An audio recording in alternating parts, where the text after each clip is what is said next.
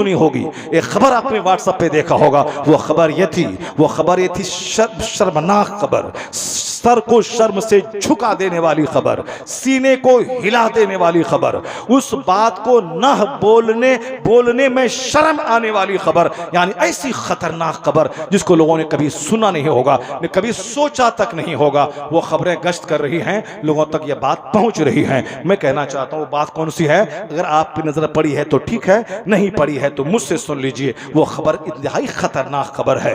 वो खतरनाक खबर ये है कि एक लड़की जो 12-13 साल की थी, डॉक्टर के पास उसको ले जाया गया। वह बीमार हालत में, डॉक्टर ने तहकीक की, वो पता लगाया, पता चला कि ये 12-13 साल या 11 साल की लड़की गर्भवती है।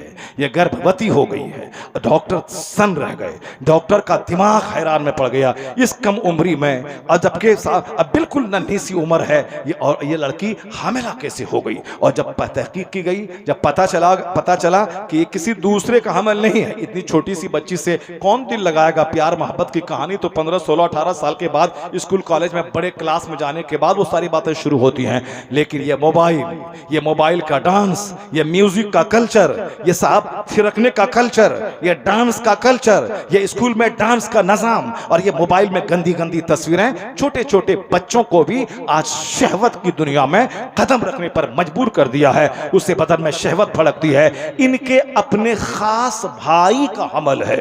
डॉक्टर तंग हो गए, पसीना पसीना आ गया। वह भाई 18 साल का नहीं था, वह भाई 20 साल का नहीं था। भाई की उम्र कितनी है? उसकी उम्र भी वही 11-12 साल है। जो उम्र है खेलने की, जो उम्र है स्कूल के छोटे क्लास में जाने की, जो उम्र है एक बिस्तर पे सोने की, जिसको लोग समझते हैं कि एक छोटा भाई 11 साल का है, बहन 12 साल की है, दोनों एक साथ सो जाएं, अब एक कमरा है, क्या होगा। छोटे छोटे बच्चे हैं, इनके दिल दिमाग में और सब कोई बातें तो कब आएंगी, जब वो 18 साल के हो जाएंगी। मगर 18 साल की होती कब हैं? जब माहौल में पाकीज़गी सफाई होती है। लेकिन जब माहौल में मोबाइल की गंदगी हो, जब माहौल में टेलीविजन की स्क्रीन पर गंदे गंदे मनाजिर हों, ऐसे माहौल में तो 7 साल का बच्चा भी वो कर गुजरता है जो 17 साल का जवान सोचता रह जाएगा। आका इस्लाम ने 1400 साल पहले कहा था, आखिर जमाने में बच्चों में शहवतें डाल दी जाएंगी, छोटे छोटे बच्चों में शहवत आएगी, और फिर इस तरह की हरकतें होंगी। और सबसे लाजवाब बात तो यह है, अगर यह काम कोई मुसलमान की फैमिली में हो गया होता तो आज यह एंकर आकर के मेरे मुंह में माइक घुसा के कहता, क्या इस्लाम ये सिखाता है क्या कुरान ये बताता है क्या मदरसों में ही पढ़ाया जाता है क्या मुसलमान यही करता है क्या इस्लाम ही कहता है क्या। लेकिन क्या हिम्मत है उसकी कि आप उस फैमिली में चला जाए और कहे कि क्या हिंदुइज्म ये कहता है क्या यह धर्म ये कहता है क्या स्वामी गुरु जी ये कहते हैं क्या शंकराचार्य ये कहते हैं क्या रामायण में यह है क्या फलां में। नहीं, हिम्मत नहीं होगी। वो तो सिर्फ मुसलमानों को बदनाम करने के लिए कोई शोषा चाहिए, इसलिए वो एक बहाना ढूंढते हैं और नाच के साथ वो न्यूज पढ़ते हैं ताकि खूब मुसलमान बदनाम हो जाए। एक साइंटिस्ट अमेरिका में कलमा पढ़ के मुसलमान हुआ, ये गोंगा बन जाता है, ये उसकी बात को नहीं फैलाता है। एक वैज्ञानिक साहब थाईलैंड की राजधानी बैंकॉक की यूनिवर्सिटी का प्रोफेसर डॉक्टर मेगाटेट तेजासेन जी, वो कलमा पढ़ के मुसलमान हुआ, उसकी खबर कोई नहीं देगा। और फिर हिंदुस्तान में कोई दिन ऐसा नहीं गुजरता जिस दिन यहाँ का पढ़ा लिखा आदमी कलमा पढ़ के मोमिन ना होता हो, उसकी खबर कोई नहीं चलाता है। इस्लाम को बदनाम करने के लिए कहीं से कोई शोशा मिल गया, अब उसको नाच के फैलाना है। मैं कहता हूं एक आबादी है, उस आबादी में 1000 लोग बसते हैं। 1000 में अगर कोई एक बंदा सड़ा हुआ शराबी पापी और बदकार ज़नाकार हो गया तो उस एक को तुम 1000 की आबादी के मुसलमान पे थोपेगा। इस्लाम ये सिखाता है, कुरान ये सिखाता है। 1000 जहां लोग रहते हैं, 2-4 आदमी का गोंडा बदमाश शराबी पापी होना ये कोई ताज्जुब की बात नहीं है। मेजॉरिटी मुसलमानों की आज भी पूरी दुनिया में एक जबरदस्त ये कौम है, मेजॉरिटी शराब में लीन नहीं है, मेजॉरिटी सूद में लीन नहीं है। क्यों? दूसरों के यहाँ समझाने का कोई सिस्टम नहीं है। पर हमारे यहाँ 5 वक्त की नमाज फर्ज के अलावा जुमा फर्ज है, और जुमा बगैर खुतबे जुमा की नहीं होती वो नमाज। खुतबे जुमा शर्त है, कंडीशन मशरूत है, बगैर वजू के नमाज नहीं, तो बगैर खुतबा जुमा के जुमा की नमाज नहीं। तो वहाँ हर जुमा के दिन कंपलसरी वाज जरूरी है, ईदैन में वाज जरूरी है। ईदैन का खुतबा लंबा होगा ताकि साल भर की रूहानी खुराक मिल जाए। जुमा का खुतबा छोटा होगा ताकि एक हफ्ते की रूहानी खुराक मिल जाए। या सीरत में सीरत के जलसे, ये महफिल मिलाद, ये छोटी छोटी महफिलें, ये इमाम के हुजरे में जाके उनसे नसीहत सीखना, ये हमें डांटने वाले लोग मौजूद है। जुमा के दिन समझाने वाला, सीरत की महफिल में समझाने वाला, दस्तारबंदी के जलसों में समझाने वाला। इसलिए दूसरी कौमों के मुकाबले में हमारे यहाँ शराब है मगर शराब कम है, ज़िना है मगर कम है, सूद है मगर कम है, क्योंकि उसके यहाँ कोई डांटने वाला नहीं है। और हमारे यहाँ मेरा बाप भी डांटता है, मेरे उस्ताद भी डांटते हैं, मेरे उलमा भी डांटते हैं। यानी हमारे डांटने वाले मौजूद है, हमारे समझाने वाले मौजूद है, हमारे यहाँ वाज़ नसीहत का माहौल मौजूद है। लेकिन अगर तुमने इस माहौल को खत्म किया और कॉमेडी शुरू कर दी और हंगामा शुरू कर दिया, तो फिर तो कोई समझाने वाला नहीं रह जाएगा। फिर तो वही धमाल मचेगा जो चर्च में हो रहा है, वही धमाल मचेगा जो पूजा के नाम पे, पूजा के जुलूस में हो रहा है। 5 लड़के हैं, 10 लड़कियां हैं, लड़कियां भी नाच रही हैं, लड़के भी नाच रहे हैं। ये बताओ वो जो दोनों नाचेंगे तो पूजा के नाम पे नाचेंगे, और नाचने के बाद क्या क्या ड्रामा होगा? वही ड्रामा होता है कि साहब 11 साल के बच्चे, 12 साल की लड़कियां, हकीकी भाई बहन दोनों आपस में सेक्स करते हैं और बहन हामिला हो जाती है। ए मेरी कौम, अब भी तू मुस्तफा की तालीमात की अजमत को तस्लीम नहीं करेगा? हुजूर ने 1500 साल पहले कहा था, जब बच्चे 7 साल के हों उसे नमाज का आदेश दे, और जब बच्चे 10 साल का हों उसे मार के नमाजी बना दे, और जब नमाजी बन जाएं वह फर्रकू बैनहुम फिल मदाजे, उनकी ख्वाबगाहों में उनका बिस्तर अलग कर दे।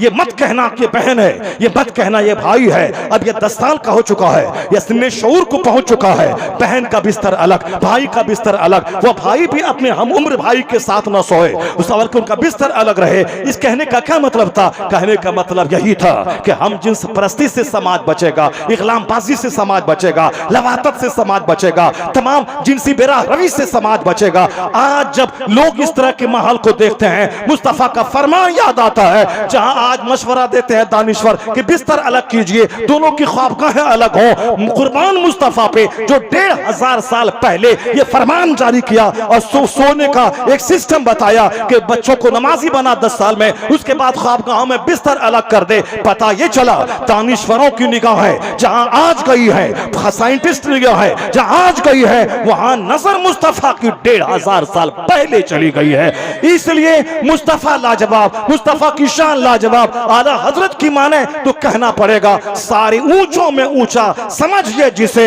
है उस ऊंचे से ऊंचा। हमारा नबी सारे अच्छों में अच्छा, समझिए जिसे है उस अच्छे से अच्छा हमारा नबी।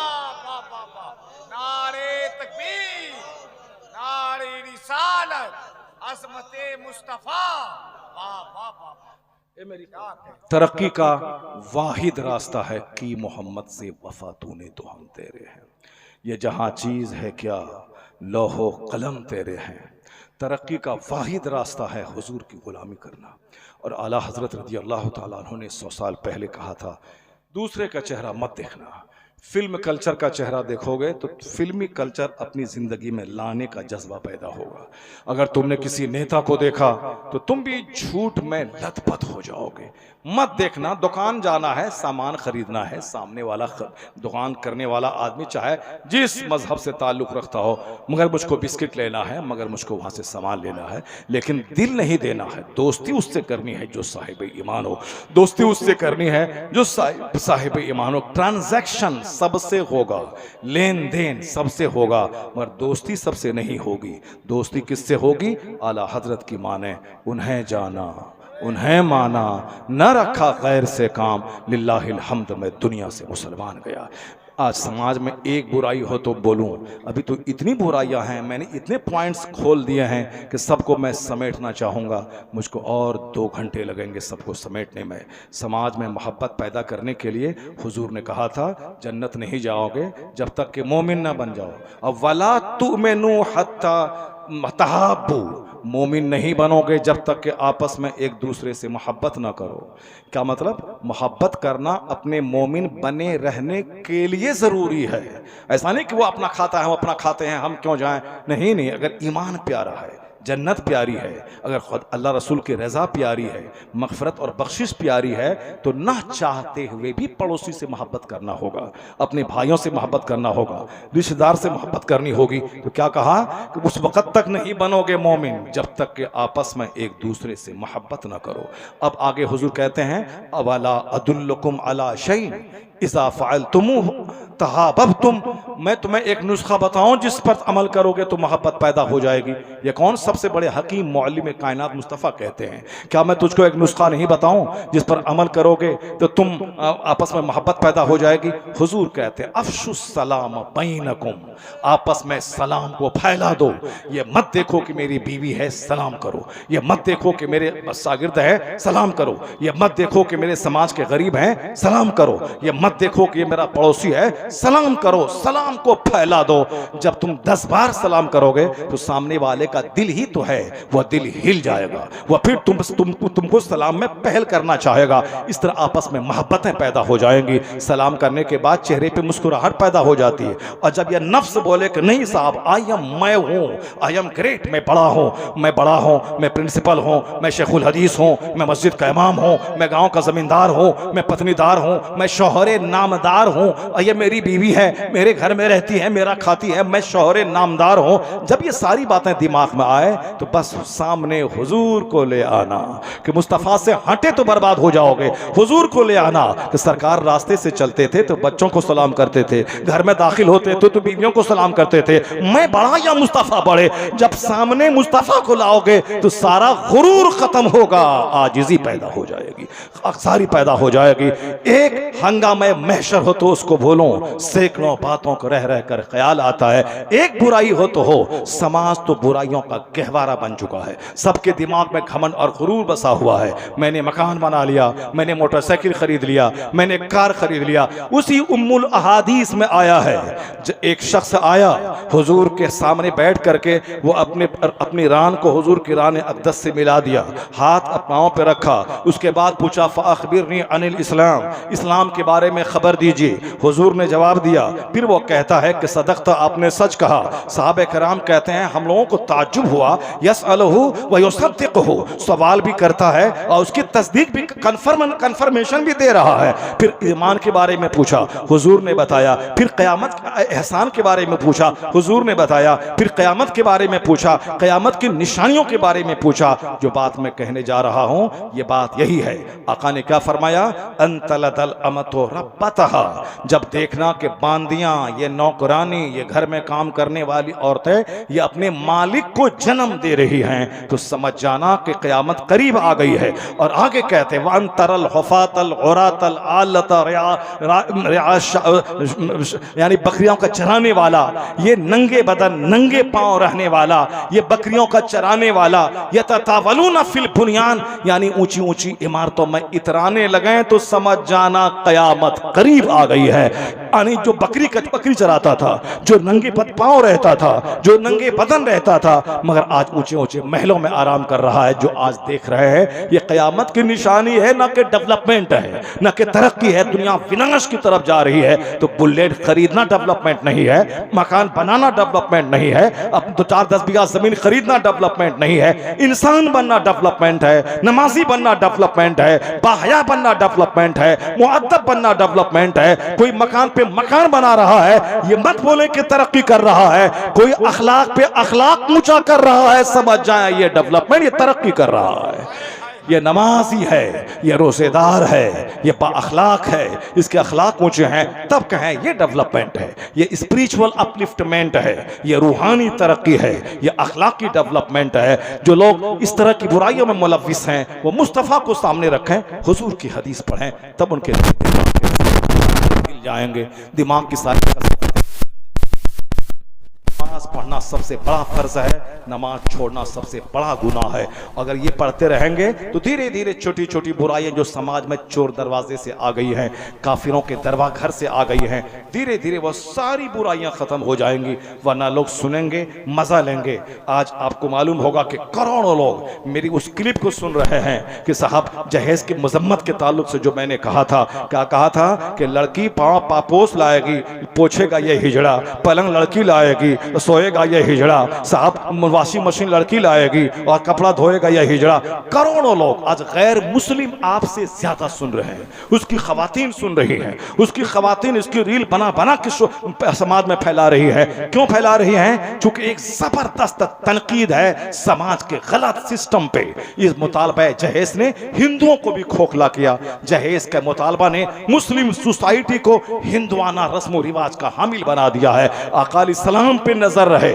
आपकी बेटी फातिमा ज़हरा की शादी मस्जिद नबवी में हो गई। न 5 स्टार होटल, न बहुत बड़ा लंबा चौड़ा टेंट, न बहुत बड़ा कार्ड की छपाई। शादी को महंगी नहीं, मुस्तफा चाहते तो मौला अली को सोने का ताज जन्नत से मंगवा के पहना देते। अपनी बेटी फातिमा को सर से लेके पांव तक जेवरात से उसको जेवरात से लाभ देते, लेकिन नहीं, वही पुराने कपड़े में कायनात के मालिक को मुख्तार की बेटी की शादी हो रही है। उसी सिंपल अंदाज में शेर खुदा मौला अली की शादी हो रही है। तो रिजल्ट उसका क्या निकल रहा है? रिजल्ट ये निकल रहा है कि जब शादी सिंपल है और दुल्हन सिंपल रह रही है और दूल्हा सिंपल है मगर रात सजदों से आबाद है, तो उन दोनों के मिलने के बाद जो बच्चा तवल्लुद हुआ वो कायनात का जोग्राफिया बदलने वाला लुच्चा लफंगा नहीं बल्कि इमाम हसन पैदा हुआ, इमाम हुसैन पैदा हुए। जब बाप थे मौला अली, माँ थी फातिमा ज़हरा, शादी हुई सिंपल, तो फिर नतीजा हुआ कि बच्चा तारीख बदलने वाला, तारीख का रुख मोड़ने वाला पैदा हुआ।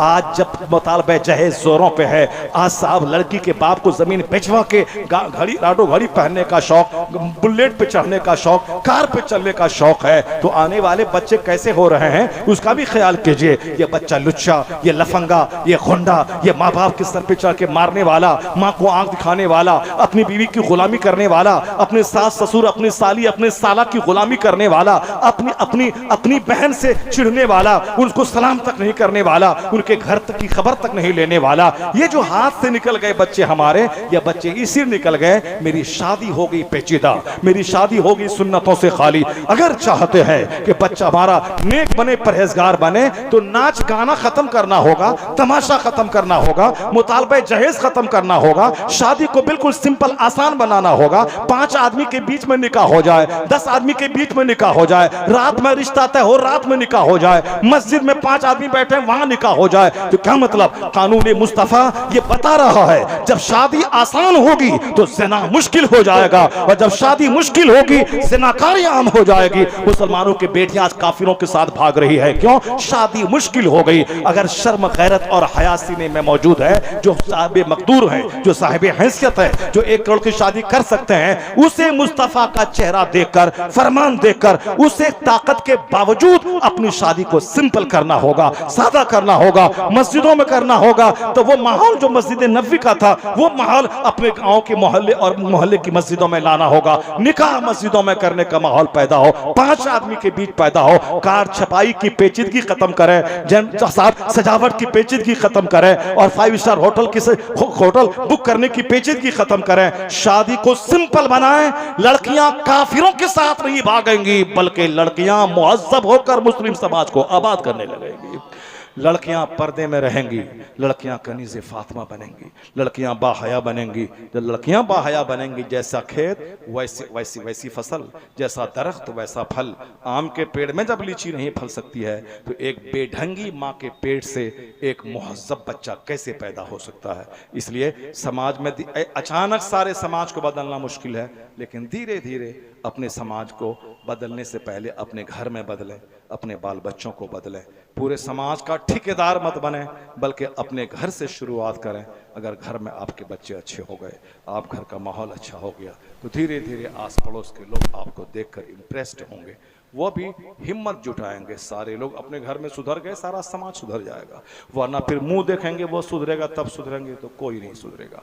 अल्लाह तबारक व तआला हमको आपको सबों को अपने नबी मोहतरम अलैहिस्सलाम की गुलामी करने की तौफीक अता फरमाए। आका इस्लाम से सच्ची मोहब्बत की तौफीक अता फरमाए। सच्ची मोहब्बत गुलामी सिखाती है, हुजूर की इताअत व फरमाबरदारी करने की तौफीक अता फरमाए। सिर्फ ज़ाहिरी है, मैं उसको सुनता भी हूँ और दरूद भेजने वाले को पहचानता भी हूँ। सुभान अल्लाह, सुभान अल्लाह। और एक चौथी हदीस में आया है कि मन असरत अलैहि हाजतुन फलयुक्सिर बिस्सलाति अलैया व इन्नहा तकशफुल हुमूम वल खुमूम वल कुरूब। व तुकस्सिरुल अरज़ाक़ व तग़्ज़िल हवाइज। हदीस में आया है कि जब मुश्किलें बढ़ जाएं, हाजतें तंग हो जाएं, तो तुम इधर उधर मत भटको, बल्कि कसरत से हुजूर पर दुरूद भेजो। सुभान अल्लाह। कि दुरूद भेजने से मुश्किलें आसान होती हैं, रंज गम अलम दूर होते हैं और रोजियों में इजाफा होता है। इश्क। बहुत सारे लोग अपने घरों में पोटली बांध देते हैं ताकि रोजी बढ़ जाए। मज़ारात पे लोग दौड़ दौड़ के जाते हैं ताकि मेरे घर में बरकतें हों। मज़ार के अंदर जो लोग दफन हैं वो रमज़ान के 30 दिन में 30 ख़त्म कुरान करते थे, उससे कोई बहस नहीं क्या करते थे। खबर में जो लोग आराम कर रहे हैं वह लोग 300 रकअत नमाज नफल पढ़ते थे, उससे कोई बहस नहीं कि वो क्या करते थे। बस मुझको सिर्फ पैसा चाहिए, मुझको सिर्फ बेटा चाहिए, मुझको सिर्फ घर चाहिए, और अगर कुछ नहीं मिला तो इस बुजुर्ग में दम नहीं है। अब वो दम नहीं रहा, वो सत्य नहीं रहा, नाराज हो गया बुजुर्ग से। जब तक मतलब पूरा होता रहा तब तक ठीक है, नहीं तो अब इसमें दम नहीं रहा। हुजूर कहते हैं कि अगर मुश्किलें ज्यादा हो जाएं तो मुझ पर दुरूद पढ़ो, रोजी में इजाफा हो जाएगा, इश्क। तुम्हारी हाजतें पूरी होंगी। वह तग़्ज़िल हवाइज, तुम्हारी हाजतें पूरी होंगी। काहे कि इधर उधर भटकने का, कसरत से हुजूर पे दरूद भेजें। एक छोटा दरूद है, सल्लल्लाहु अला मुहम्मद सल्लल्लाहु अलैहि वसल्लम। एक हदीस में आया है कि जो रोजाना 1000 बार दरूद भेजता है, हर्रमल्लाहु जसदहु अलन नार, अल्लाह ताला उसके जिस्म को जहन्नम की आग पर हराम कर देता है। कितना आसान नुस्खा है रोजियों में इजाफा करने का, कितना आसान नुस्खा है मुश्किलें आसान करने का। और बुजुर्गों ने कहा है कि अल्लाह तक पहुंचने का सबसे आसान तरीन रास्ता है हुजूर पे दरूद भेजना। सबसे आसान तरीन रास्ता है। जबान हिलाएं और फिर लाखों नेकियां पाएं। जब इस जबान से हजारों बातें इधर उधर की चिकनी चपड़ी होती हैं, मगर बंदा 10 मिनट बैठ के 100 बार दरूद नहीं पढ़ता है, जबकि ये सारी बशारतें उसके लिए हैं।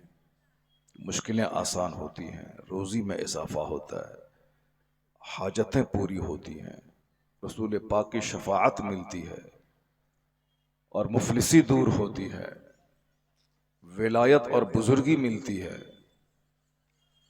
तो आइए सारे लोग मिलकर खुश दिली के साथ, बोझ नहीं समझकर बल्कि इबादत समझकर, अल्लाह के हुक्म की तामील करते हुए अपनी नेकियों में इजाफा करने के लिए सारे लोग बुलंद आवाज से एक बार दरूद पाक पढ़ें।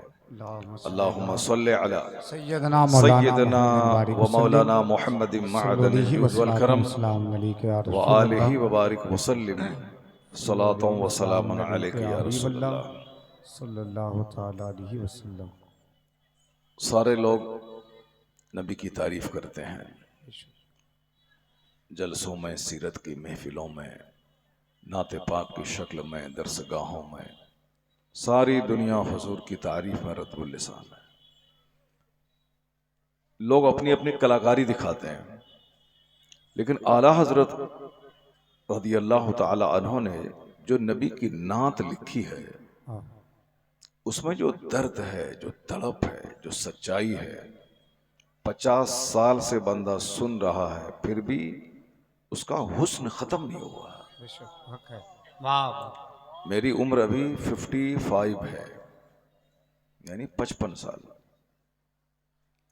5 साल माइनस कर दें, 50 साल पहले छोटी छोटी महफिलों में जो नबी की नात सुनते थे, आज भी ऐसा लगता है कि जैसे जिंदगी में पहली बार सुन रहा हूं। सबों को मालूम है वो नात, जब जब उस पर गौर करेंगे तब तब उसकी गहराई में आप डूब जाएंगे। आशिक रसूल का कलाम है। कलाकारी दिखलाना, फन दिखाना और है, और दिल से नबी की तारीफ करना और है। बेशक। आला हजरत फाजिल बरेलवी रज़ी अल्लाह तआला अन्हु चूंकि आशिक रसूल थे, इश्क में डूब कर नबी की तारीफ करते थे। बेशक। वह दूसरों को सुनाते नहीं थे, वो तो रात को उठकर मुस्तफ़ा को नात सुनाते थे। सुभान अल्लाह। आहा। इसलिए आज 100 साल गुजर गए मगर नात का हुस्न फीका नहीं हुआ। आहा। क्या कहना। और जहां दिखावा हो, नुमाइश हो, तसन्नो हो, बनावट हो, कलाकारी का धौंस जमाना हो, वहां तो एक से दो बार उनके कलाम को सुनेंगे तो ऐसे ही आपका दिल भर जाएगा, फिर सुनने का मन नहीं करेगा। अब वो कलाम गौर से सुनिए, जो आला हजरत का कलाम और आप 50 साल से सुनते हुए आ रहे हैं, बिल्कुल दिल की गहराई से सुनिए। जिस महफिल में आप बैठे हुए हैं, ये महफिल उठने बैठने की महफिल नहीं है, इस महफिल में बैठकर तकदीर जगाने की महफिल है।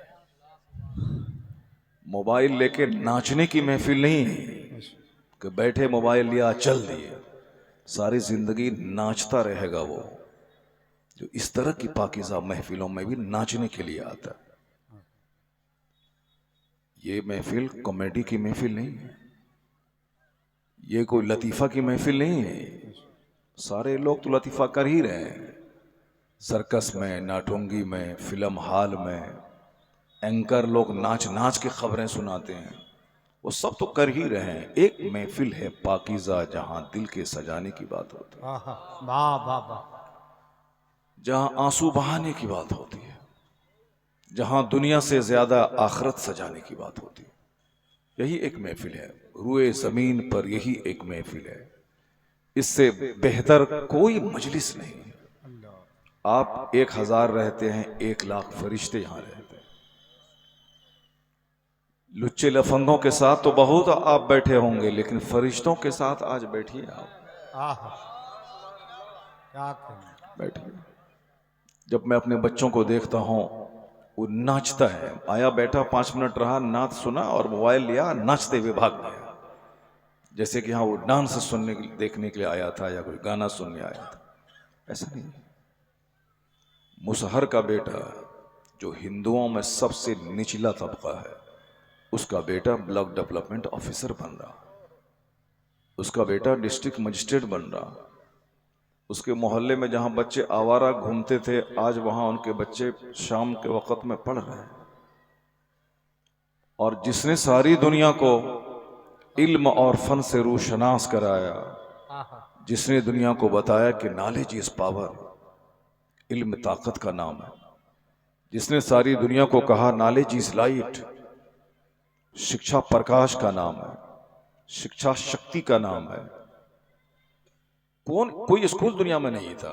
आज से 1400 साल पहले कोई स्कूल ही नहीं था, ना अमेरिका नाम का कोई मुल्क था, एक कॉलेज नहीं था दुनिया में। बस एक दरख्त है, 2-4 लोग बैठे हुए हैं।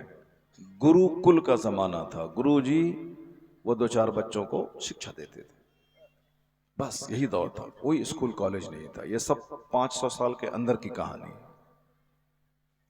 लेकिन आज सारी दुनिया में इल्म का उजाला है, घर घर इल्म पहुंच चुका है। आज हिंदुस्तान में कई लाख इंजीनियर हैं, कई 100 कई हजार नहीं, कई लाख इंजीनियर हैं। हिंदुस्तान आज इंजीनियरों का मुल्क कहलाता है। अमेरिका टेक्नोलॉजी का दादा कहलाता है, सरदार सरगना कहलाता है। बाकी है भी। हवाई जहाज जिससे चल के मैं आज आया हूं यहाँ आपके पास, कल मैं बंबई में था, आज मैं चल को कोई मुसलमान नहीं बनाया उसको।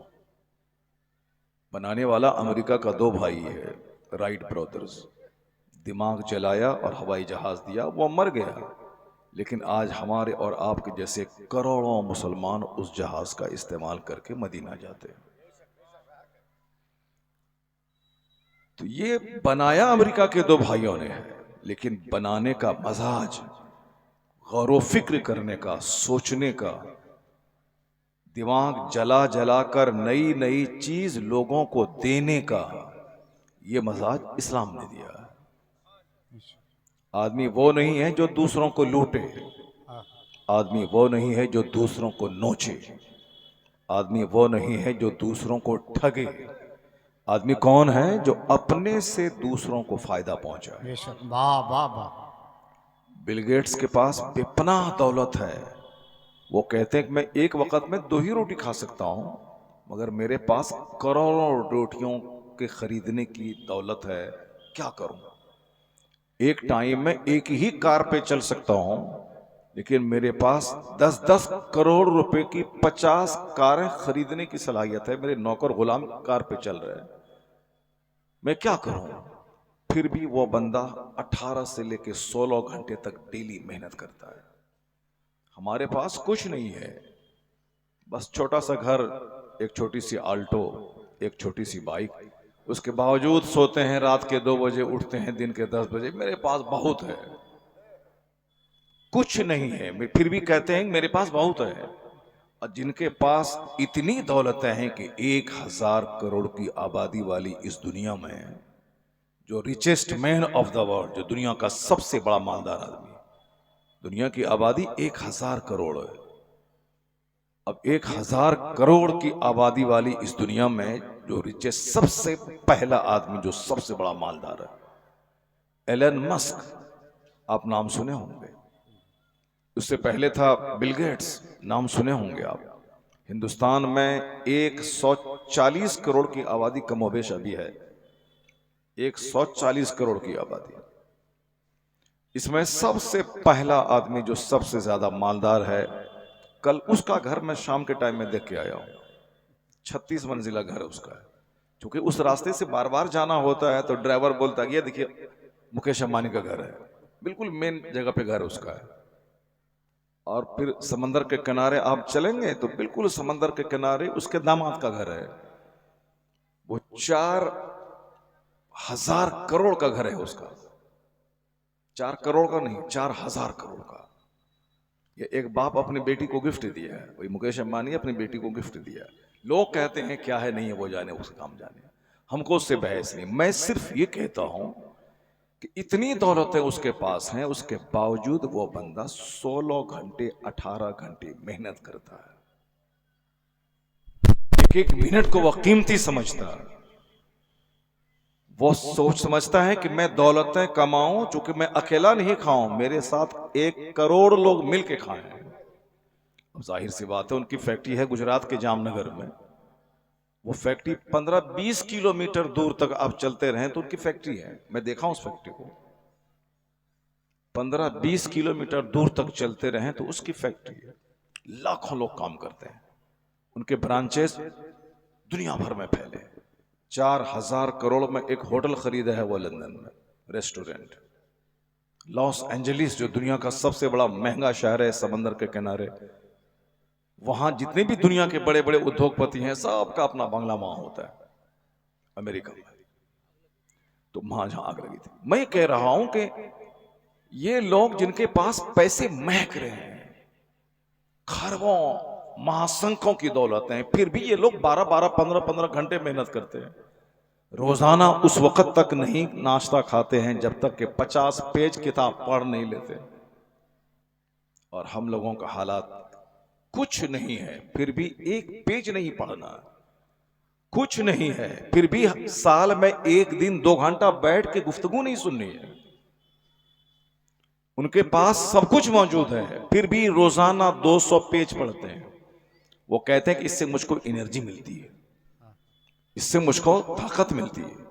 और ताकत यही है कि मैं अकेला कमाऊं। मेरी फैक्ट्री में 50,000 लोग काम करते हैं, 50, हर एक आदमी के साथ में 10-10 लोग खाने वाले होते हैं। तो मेरी कमाई से करोड़ों लोग पल रहे हैं, तो इसी से मेरे दिल को सुकून मिल जाता है। ये मजाज किसने दिया है कि अपने से दूसरों को फायदा पहुंचाइए? पूछे इन उलमाए कराम से। ये सारा मजाज इस्लाम ने अता किया है। क्यों? जिस जमाने में कोई कॉलेज नहीं था, कोई स्कूल नहीं था, उस ज़माने में पैगम्बर आज़म अलैहिस्सलाम ने कहा था, खैरुन्नास मैं यनफ़उन्नास, लोगों में सबसे अच्छा आदमी वह है जो अपने से लोगों को फायदा पहुंचाने वाला। सुभान अल्लाह, बेशक। आहा, आदमी वही है जो अपने से दूसरों को फायदा पहुंचाए, जबान से अच्छी बातें बोल के फायदा पहुंचाए, दूसरों का गम सुन के फायदा पहुंचाए, दूसरों के साथ दो चार कदम चल के उसको फायदा पहुंचाए, दूसरों को कर्ज दे के फायदा पहुंचाए, दूसरों की मेहमान नवाजी करके उसको फायदा पहुंचाए, अच्छा मशवरा दे के फायदा पहुंचाए, दूसरों से मुस्कुरा के फायदा पहुंचाए। ये आखिरी दर्जा है। पैसा देना, कर्ज देना, घर देना, जमीन देना, गाड़ी देना, पैसे दे देना, ये सब तो हाई क्वालिटी का अखलाक है। अखलाक का अदना दर्जा है कि सामने वाले से मुस्कुरा के मिल देना। आहा, और ये स्माइलिंग, ये मुस्कुराहट, इस पे आजकल उसकी प्रैक्टिस की जाती है। जिस हवाई जहाज पे आप चढ़ते हैं उसमें जो दो चार खवातीन औरतें होती हैं, वो एक सेकंड मुस्कुराती हैं, दूसरे सेकंड फिर वो अपनी हालत पे आ जाती है। ये प्रैक्टिस है, ये प्रैक्टिस है। अगर आप लाइट जला करके उसको बुलाएंगे तो वो मुस्कुरा के आपका इस्तेकबाल करेगी, उसकी प्रैक्टिस है। और जाहिर सी बात है, जो शख्स आपसे मिल रहा हो उसका चेहरे पे गुस्सा हो तो आप कभी उससे मिलना नहीं चाहेंगे। अल्लाह ताला दोबारा इसका मुंह नहीं दिखलाए। लेकिन जो शख्स मुस्कुरा के मिलता हो आपसे तो आप बार बार उससे मिलना चाहते हैं। अगर आप मेरे मदरसे में दाखिल हो गए, अगर आपके नाजिम साहब मदरसे की मुस्कुरा के आपसे मिले, कहा बैठिए, तो फिर आप बार बार आएंगे मिलने के लिए। लेकिन अगर नाजिम साहब बिल्कुल तेवरी चढ़ा करके कहा भाई कहाँ है, फिर आप बोलेगा कि अल्लाह ताला मुझको कभी दोबारा यहां ना लाए। स्माइलिंग फेस, मुस्कुराना दिलों के जीतने का एक सबसे जबरदस्त तरीका है। स्कूल में उसकी ट्रेनिंग है, हवाई जहाज में उसकी ट्रेनिंग है, फैक्ट्री में उसकी ट्रेनिंग है, कॉलेज में उसकी ट्रेनिंग है। बाज़ाब्ता स्माइलिंग पे जोर दिया, स्माइलिंग मुस्कुराहट की प्रैक्टिस करवाई जाती है। लेकिन आपको ताज्जुब होगा कि बात तो हालांकि मुझको बहुत सारी करनी है, लेकिन जब बात छिड़ गई है तो आप सुन लीजिए, हो सकता है कि मैं इस बात को भूल जाऊं। इस स्माइलिंग, इस मुस्कुराहट के बारे में 1400 साल पहले, 1500 साल पहले न कॉलेज था, न यूनिवर्सिटी थी, न ऑब्जर्वेटरी थी, न तजर्बागाह थी, न विज्ञान का नाम कोई जानता था। Physics, chemistry, biology, zoology, botany का नाम भी कोई नहीं जानता था। ये सारी बातें 500 साल के अंदर की बातें हैं। मगर हुजूर ने, आका अलैहिस्सलाम ने 1400 साल पहले क्या कहा? आका फरमाते हैं, वला तहक़िरन्न मिनल मारूफ़ शैअ वलौ अन तल्क़ा अख़ाका बिवजहिन तलक़ी। हुजूर फरमाते हैं, किसी नेकी को हल्की मत समझना, हकीर मत समझना, यहां तक कि तू जो अपने भाई से मुस्कुरा के मिलता है ये भी तेरी तरफ से सदका है। आहा, नारे अल्लाह तकबीर, नारे रिसालत। क्या बात कह दी हुजूर ने। आज मुस्कुराहट पे जोर दिया जाता है दुनिया में, और हुजूर ने इस मुस्कुराहट को इबादत का दर्जा अता फरमा दिया। सुभान अल्लाह, आहा, लोग उसे बिजनेस करने का तरीका समझते हैं। बिजनेस डेवलप करना है तो मुस्कुराइए, कारोबार बढ़ाना है तो मुस्कुराइए, अपना फ्रेंड सर्किल बढ़ाना है तो मुस्कुराइए, अपने मदरसे में चंदा बढ़ाना है तो मुस्कुरा के मिलिए। यानी एक मफाद से लोगों ने जोड़ दिया है, और हुजूर ने इस मुस्कुराहट को इबादत से जोड़ दिया। आहा, वाह वाह, अपने भाई से मुस्कुरा के मिलना तेरी तरफ से सदका है। इसलिए आला हजरत ने आज से 100 साल पहले जो बात कही, वो बात कैसी लाजवाब बात कह दी। कोई थिंकर बड़ा नहीं है, कोई प्रोफेसर बड़ा नहीं है, कोई बैरिस्टर बड़ा नहीं है, कोई दूसरा रिफॉर्मर बड़ा नहीं है। सबसे आला व औला हमारा नबी। हाय हाय, नहीं बोलेंगे आप लोग? सब बोलिए मिलके, सबसे आला व औला हमारा नबी, सबसे बाला व वाला हमारा नबी। बताइए क्या बात कह दी आला हजरत। हजारों किताबों में जितनी तारीफें हैं सबका निचोड़ आला हजरत ने पेश कर दिया। Our prophet is the most sublime and the highest. Our prophet is the most elegant and the greatest. सबसे sublime, सबसे highest, सबसे elegant. जिस नुक्ते नजर से मुस्तफ़ा की जिंदगी का मुताला करें हुजूर लाजवाब है। इसलिए आला हजरत की शायरी में इश्क है, जाज़बियत है, अट्रैक्शन है, चाशनी है, और फिर हुजूर की मोहब्बत में डूब करके सरकार की तालीमात पे अमल करने का मोटिवेशन है। इसलिए आला हजरत की नात पढ़ा कीजिए, उसको गुनगुनाया कीजिए। अकेले आप पढ़िए, आप बूढ़े हैं तो भी पढ़िए, आप जवान हैं तो भी पढ़िए, तन्हाई में पढ़िए और हुजूर को नात सुनाइए।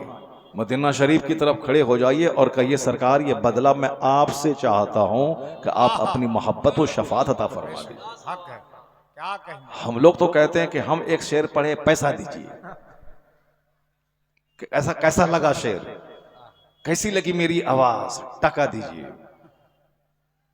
मगर आला हजरत रात में नात पढ़ते थे हुजूर से कि सरकार शफात अता फरमाइए। वाह क्या जूदो करम है शहे बतहा तेरा, नहीं सुनता ही नहीं मांगने वाला तेरा। और हुजूर अता फरमाते थे, इतना अता फरमाया आला हजरत को कि बंगाल में रजा, बिहार में रजा, कश्मीर में रजा, साहब राजस्थान में रजा, गुजरात में रजा, क्या भारत की बात कहते हैं, अमेरिका में रजा, हॉलैंड में रजा, ब्रिटेन में रजा, ऑस्ट्रेलिया में रजा, नॉर्वे कनाडा में रजा, हॉस्टन सिटी ऑफ अमेरिका में रजा, वादी रजा की कोहे हिमालय रजा का है, जिस समत देखिए वो इलाका रजा का। ये इनाम है मुस्तफ़ा की तरफ से रजा का कि तूने अपनी जिंदगी तहफ़्फ़ुज़े नामूस रिसालत के लिए डेडिकेट कर दिया। अब जब तक जिक्र मुस्तफ़ा का रहेगा उस वक़्त तक रजा का डंका बजता रहेगा। अब वो नात सुनिए आला हजरत ने आगे, इसी नाते पाक में क्या कहते हैं आगे। आला हजरत कहते हैं, अपने मौला का प्यारा हमारा नबी। हम लोग 50 साल पहले सुनते थे, अब पढ़ते भी थे, और आज भी पढ़ते हैं तो लगता है कि जैसे पहली बार पढ़ रहे हैं। आप लोग साहब कॉमेडी सुन के आप मजा लेते हैं, कोई लतीफ़ा सुन के मजा लेते हैं, मत कीजिए वो सब काम। इस रोए ज़मीन पर यही तो एक दरसगाह है, यही तो एक महफिल है जो नाच से खाली है, जो कॉमेडी से खाली है, जो साहब फालतू बातों से खाली, जहाँ हदीस सुनाई जाती है, जहाँ कुरान सुनाया जाता। और है कहाँ, हर जगह तो नाच गाने ने जगह ले लिया। 70 साल की बुढ़िया तो नाची रही है शादी में कि मेरे पोते की शादी है, 50 साल की औरत तो नाच ही रही है कि मेरे बेटे की शादी है, और ये हमारा बेरोजगार नौजवान बेगाने की शादी में ये अब्दुल्ला दीवाना होके नाच रहा है मेरे यार की शादी है। सब तो नाच ही रहा है। अब यहां भी आप नाचेंगे तो फिर क्या रह जाएगा। यहां सिर्फ कुरान सुनिए, यहां सिर्फ हदीस सुनिए, यहां सिर्फ अपने आलिमों का चेहरा देखकर अपने दिल की गंदगी साफ कीजिए। नेक लोगों का चेहरा देखिए, नेक लोगों के साथ बैठिए, आधा घंटा बैठिए, मगर यहां से जब जाइए थी इसका असर 30 दिन तक आपके सीने में महसूस हो। आज आंखें मोतियाबिंद के मर्ज का शिकार हो रही हैं, क्योंकि लोग रो ही नहीं रहा है, सब हंस रहा है, कॉमेडी सुन रहा है, कोई श्रीवास्तव को सुन रहा है, कोई पाकिस्तान के उमर शरीफ को सुन रहा है, और कोई उर्सों का रोल अदा करते हुए महफिल में, हमारी इस पाकिज़ा महफिल में आकर के हंसाने के लिए जुमले तलाश करता है ताकि ऐसा बोलें कि लोग हंसने लगे। तो उमर शरीफ कर ही रहा पाकिस्तान का, अब जिंदा है कि मर गया हमको नहीं मालूम, लोग बताते हैं। हिंदुस्तान में भी 2-4 आदमी था जो खूब हंसाता था और हंसाने के प्रोग्राम ही चल रहा उसका। वो लोग तो कर ही अपने मंच से हंसने का पैगाम दे ही रहा है। कोई एक मंच हो जहां से रोने का पैगाम दिया जाए, जहां से आंसू बहाने का पैगाम दिया जाए, जहां से बताया जाए कि हुजूर ने फरमाया है, लो तअलमून मा अअलम लदहिकतुम कलीलन व लबकैतुम कसीरा। अकाल इस्लाम फरमाते हैं, जो बात मैं जानता हूं अगर तुम भी जान लो तो हंसोगे कम, रोओगे ज्यादा। और ये बात अल्लाह ने कुरान शरीफ में कही, फलयदहकू कलीलम वलियबकू कसीरा, कि हंसो कम रो ज्यादा। अल्लाह जो हमारा पैदा करने वाला, जो आपका मालिक है, जो एक पानी के नापाक कतरे से हमको और आपको पैदा किया है, हमारी बुनियाद इतनी कमजोर है कि जब आप गौर करेंगे तो चेहरा शर्म से झुक जाएगा। लोग इतरा के चल रहे हैं, सारे लोग इतरा रहे हैं कि मेरा माल, मेरा मकान, मेरा घर, मेरी गाड़ी, मेरा शहर, मेरा मार्केट, मेरा कॉम्प्लेक्स, मेरा मेरा मैं में सब जी रहे हैं। कुरान शरीफ में इन उलमा कराम से पूछे कि 1 दर्जन जगहों में हमारी और आपकी पैदाइश का जिक्र है, पैदाइश का चर्चा, और वो किस लफ्ज में है? अल्लाह फरमाता है वलक़द खलक़नल इंसान मिन सुलालतिन मिन तीन, हमने इंसान को एक बजती हुई मिट्टी से पैदा किया। एक जगह आया है हमने इंसान को मिन तीन लाज़िब, चपचपाती हुई मिट्टी से मैंने बनाया। यानी जब मिट्टी को गोंधा जाता है तो वो लट करने लगती है, लस। मिन तीन लाज़िब, उस लीसदार मिट्टी से मैंने पैदा किया। एक जगह अल्लाह कहता है फलियंजुरिल इंसानु मिम्मा खुलिक़ मिम्मा दाफ़िक़ यख़रुजु मिन बैनि सुल्बि वत्तराइब। अल्लाह कहता है a man should consider in his creation how he is created. आदमी को अपनी पैदाइश पे गौर करना चाहिए कि वह पैदा हुआ कैसे है। अल्लाह कहता है पानी का एक कतरा जो बाप की रीढ़ की हड्डी और मां के सीने की हड्डी से निकला, उसी कतरे से तुझको मैंने पैदा किया है। और जो अल्लाह पानी के एक कतरे से पैदा किया है, वो अल्लाह दोबारा तुम्हें मौत देकर फिर जिंदगी देकर तुझसे हिसाब लेने पर भी कादिर है। व इन्नहु अला रजइही लकादिर। ऐसा नहीं कि दुनिया खुद से बनी है, खुद से मिट जाएगी। वो फिल्म में गाना लिखने वाला दिल्ली में जो डिबेट बैठ के कर रहा था, वो गाना लिखने वाला क्या जानने गया? वो गाना लिखने वाला क्या जानने गया कि दुनिया क्या है? ये जो सामने वाला सूरज है जो उगता है रोजाना, जो फुटबॉल की तरह देखने में लगता है, वो सूरज जिस जमीन पर हम लोग बैठे हुए हैं, और जो अमेरिका से लेके मलेशिया तक जो जमीन पे 200 से ज्यादा कंट्रीज आबाद हैं, 1000 करोड़ इंसान आबाद हैं, वह सिर्फ 25% हिस्से में, 100 में 25 हिस्से में, बाकी 75 हिस्से में समंदर है, पानी। दुनिया में जितने बड़े बड़े शहर हैं सब समंदर के किनारे हैं। बंबई समंदर के किनारे, चेन्नई समंदर के किनारे, कलकत्ता समंदर के किनारे, लॉस एंजलिस जिसका नाम मैंने बताया दुनिया का सबसे महंगा शहर, वो समंदर के किनारे। पेरिस जो दुनिया की दुल्हन लोग कहते हैं, हम नहीं कहते हैं, वो समंदर के किनारे। लंदन वो समंदर के किनारे। जितने बड़े बड़े शहर हैं सब समंदर के किनारे। इसलिए समंदर के किनारे हैं ताकि इस शहर को बर्बाद उसी समंदर से किया जाएगा। जब कयामत करीब आएगी, जब शरारत बढ़ जाएगी, सब नाचने कूदने लगेगा, अल्लाह अल्लाह करने वाला कोई नहीं रहेगा, सब डांस करने वाला, नाचने वाला, मोबाइल में थुरकने वाला, मजहब के मानने वाले को बेवकूफ समझने वाला, नमाज पढ़ने वाले को अहमक और उल्लू समझने वाला, मदरसा में पढ़ने वाले को बेवकूफ समझने वाला, निकाब पहनने वाली खातून को ट्रेडिशनिस्ट देहाती विलेजर समझने वाला, और जो बिल्कुल चड्डी पहन के रहे उसको अप टू डेट समझने वाला, ये मॉडर्न है, ये सिविलाइज्ड है, ये वेल मेंटेन्ड है, ये साहब हाईली क्वालिफाइड है, यानी बेहयाई ज़नाकारी को तहजीब समझने वाला, और हया शर्म और पर्दे को देहातियत समझने वाला। जब ऐसे लोग दुनिया में फैल जाएं तो अल्लाह ताला इसी समंदर को हुक्म देगा कि तुम बह जाओ। वो ऐसल बिहार और फुज्जरत, जब समंदर को बहा दिया जाएगा कि जाओ शहर को गुम कर दो, और फिर वह ऐसल बिहार और सुज्जरत, जिस समंदर के पानी में आग लगा दी जाएगी, पूरा शहर जलकर राख हो जाएगा। जिसको लोग कहते हैं हुस्न, जिसको लोग कहते हैं खूबसूरती, जिसको लोग कहते हैं कि साहब ब्यूटी, जिसको लोग कहते हैं डेवलपमेंट, जिसको लोग कहते हैं तरक्की, वह सारी तरक्की जलकर राख हो जाए। तरक्की बेहयाई नहीं है, तरक्की हया है। तरक्की बदतमीजी नहीं है, तरक्की अखलाक है। तरक्की बेअदबी नहीं है, तरक्की अदब का नाम है। सड़क बनाने का नाम डेवलपमेंट नहीं है, मकान बनाने का नाम डेवलपमेंट नहीं है, ज़मीन खरीदने का नाम डेवलपमेंट नहीं है, बल्कि आला अखलाक अपने अंदर अपनाने का नाम डेवलपमेंट है। तहजीब डेवलपमेंट है, डिसिप्लिन डेवलपमेंट है, अच्छा इंसान बनना डेवलपमेंट है। सिर्फ मकान बनाने का नाम डेवलपमेंट, तरक्की नहीं जो आप समझ रहे हैं, नहीं है।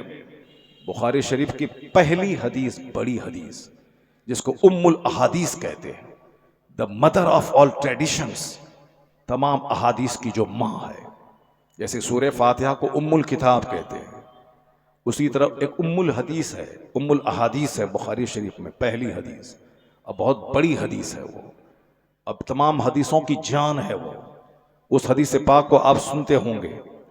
सहाबा कराम आका अलैहिस्सलाम के इर्द गिर्द बैठे थे। आका अलैहिस्सलाम के सामने अचानक एक शख्स नमूदार हुआ। ए लड़का, ए बैठो, तुम मेरी ये 10 मिनट की गुफ्तगू समझे कि नहीं समझे? तुम लोगों के लिए ही तुम्हें कह रहा हूं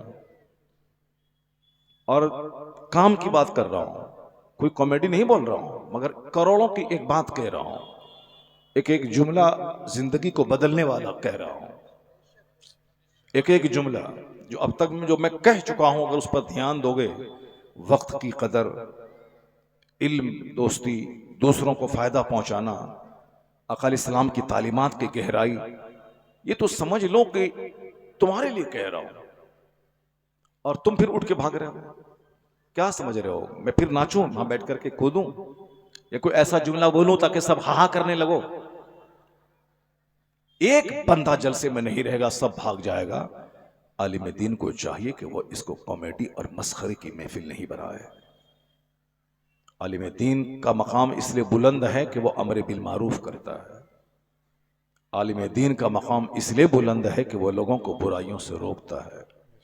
आलिम दीन सिर्फ रात में 10 मिनट बच्चों को पढ़ा के सो जाएं और दूसरा बंदा कम पढ़ा लिखा या बेपढ़ा लिखा 1000 रकत नमाज नफल पढ़े रात भर जाकर, उससे बेहतर है इनका 10 मिनट पढ़ा करके सो जाना। ये बात हम नहीं कहते हैं, हदीस में आया है। क्यों? बगैर समझे बुझे, बगैर कानून के, बेयकीनी के साथ कोई 1000 बार सर मारे। झूठ नहीं बोलेंगे तो पैसा कहां से मिलेगा? पता नहीं अल्लाह ताला है कि नहीं है, पता नहीं क़यामत के दिन हिसाब किताब होगा कि नहीं होगा। दाढ़ी है, टोपी है, मगर यकीन नहीं है, उस दाढ़ी में आग लगा दो। अगर अल्लाह पर यकीन ही नहीं है तो दाढ़ी से क्या फायदा है? जब अल्लाह पर यकीन ही नहीं है तो फिर सर पे टोपी पहनने से क्या फायदा है? जब अल्लाह पर यकीन ही नहीं है तो जुब्बा झाड़ने से क्या फायदा है?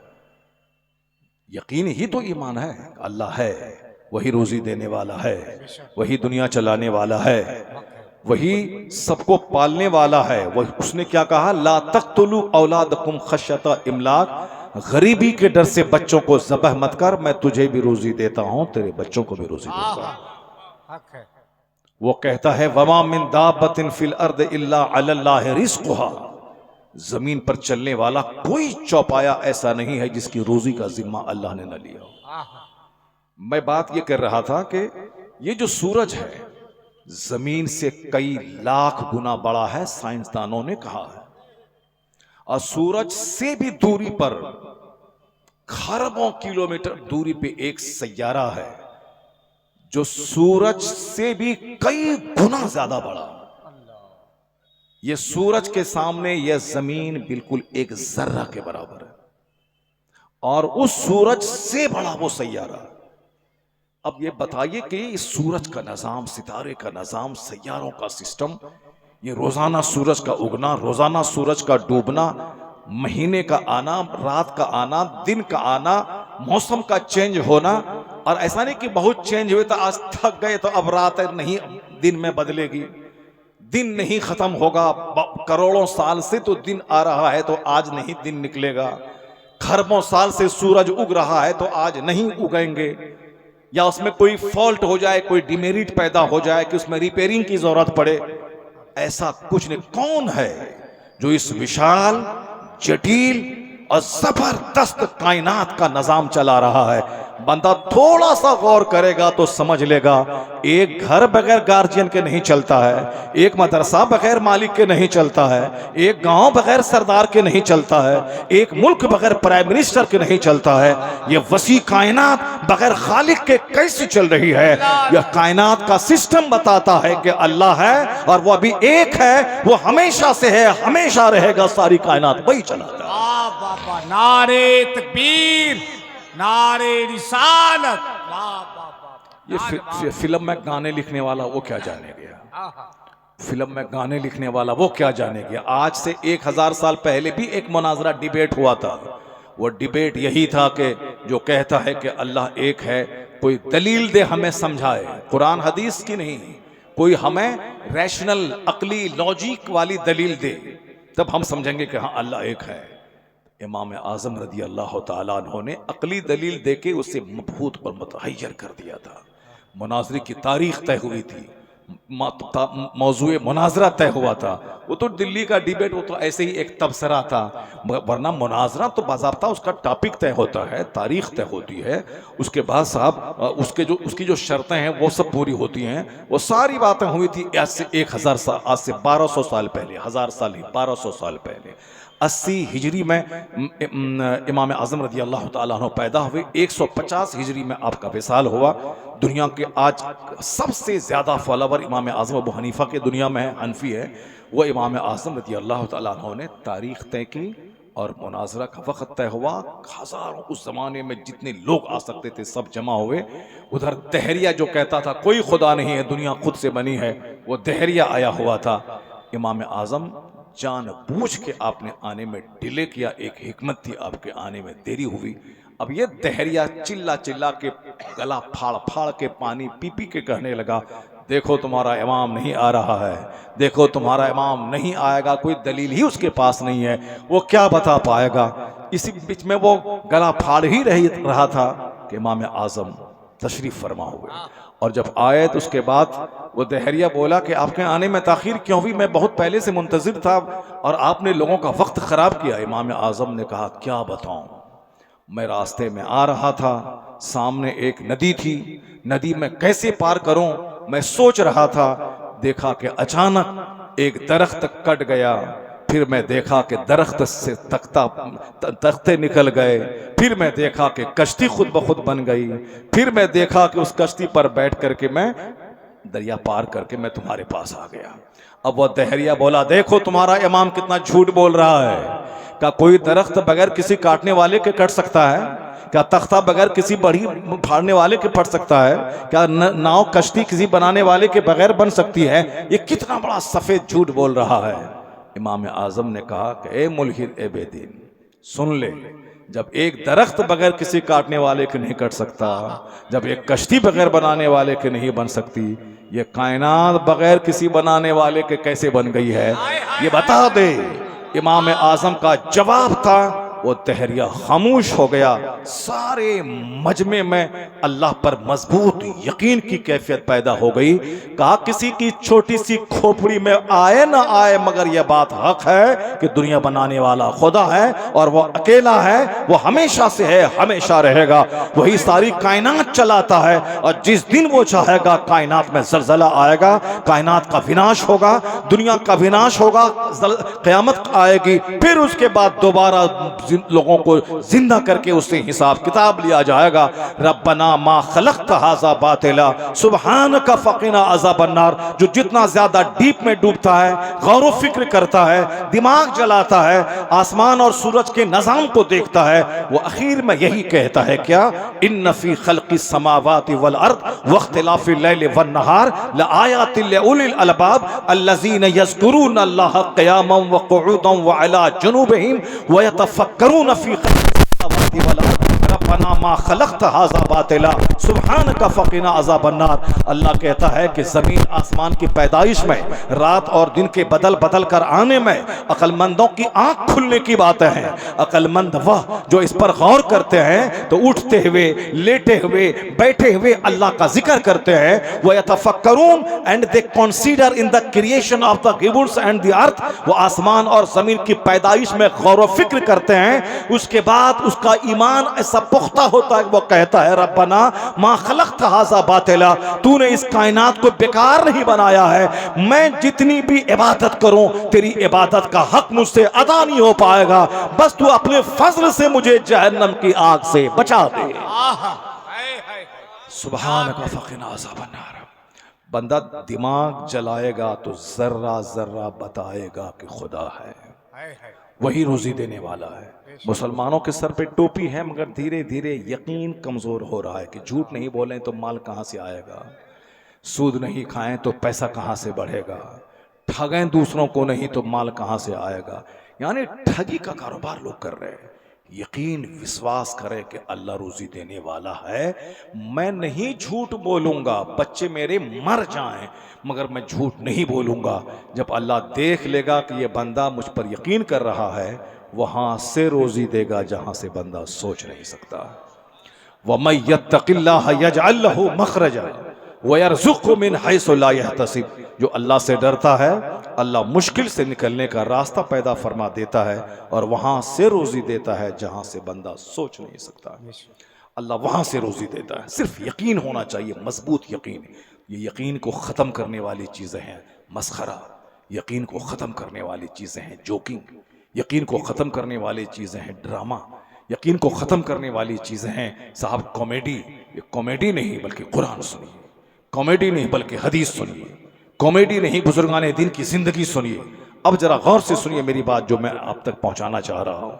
मैं ये कहना चाहता हूँ कि हुजूर की सारी बातें लाजवाब, हुजूर का हुस्न लाजवाब, हुजूर की ज़ात लाजवाब, हुजूर की ज़ाहिरी हयात लाजवाब, हुजूर की अभी की ज़िंदगी लाजवाब। यानी सारी चीज़ें यूनिक और लाजवाब हैं। क्यों लाजवाब हैं? अपने मौला का प्यारा हमारा नबी, दोनों आलम का दूल्हा हमारा नबी। Our prophet is the beloved messenger of his creator. Our prophet is the bridegroom of this world and the hereafter. और आला हजरत ने कितनी जबरदस्त बात कह दी। हुस्न खाता है जिसके नमक की कसम, है वह मलीह दिल आरा हमारा नबी। हुस्न जिसके हुस्न खाता है जिसके नमक की कसम। यूं तो यूसुफ अलैहिस्सलाम को दुनिया का आधा हुस्न दिया गया था, लेकिन वह हुस्न में वाइटनेस था। वह हुस्न हुस्न सुबह ही था। और आका दो जहां अलैहिस्सलाम का हुस्न, ये हुस्न है जो मलाहत लिए हुआ था, जिसमें नमकीनियत थी। और इस हुस्न में कशिश ही कुछ और होती है। तो आला हजरत कहते हैं हुस्न खाता है जिसके नमक की कसम, है वह मलीह दिल आरा हमारा नबी। Our prophet has such a beautiful complexion, the beauty itself takes an oath by his attraction.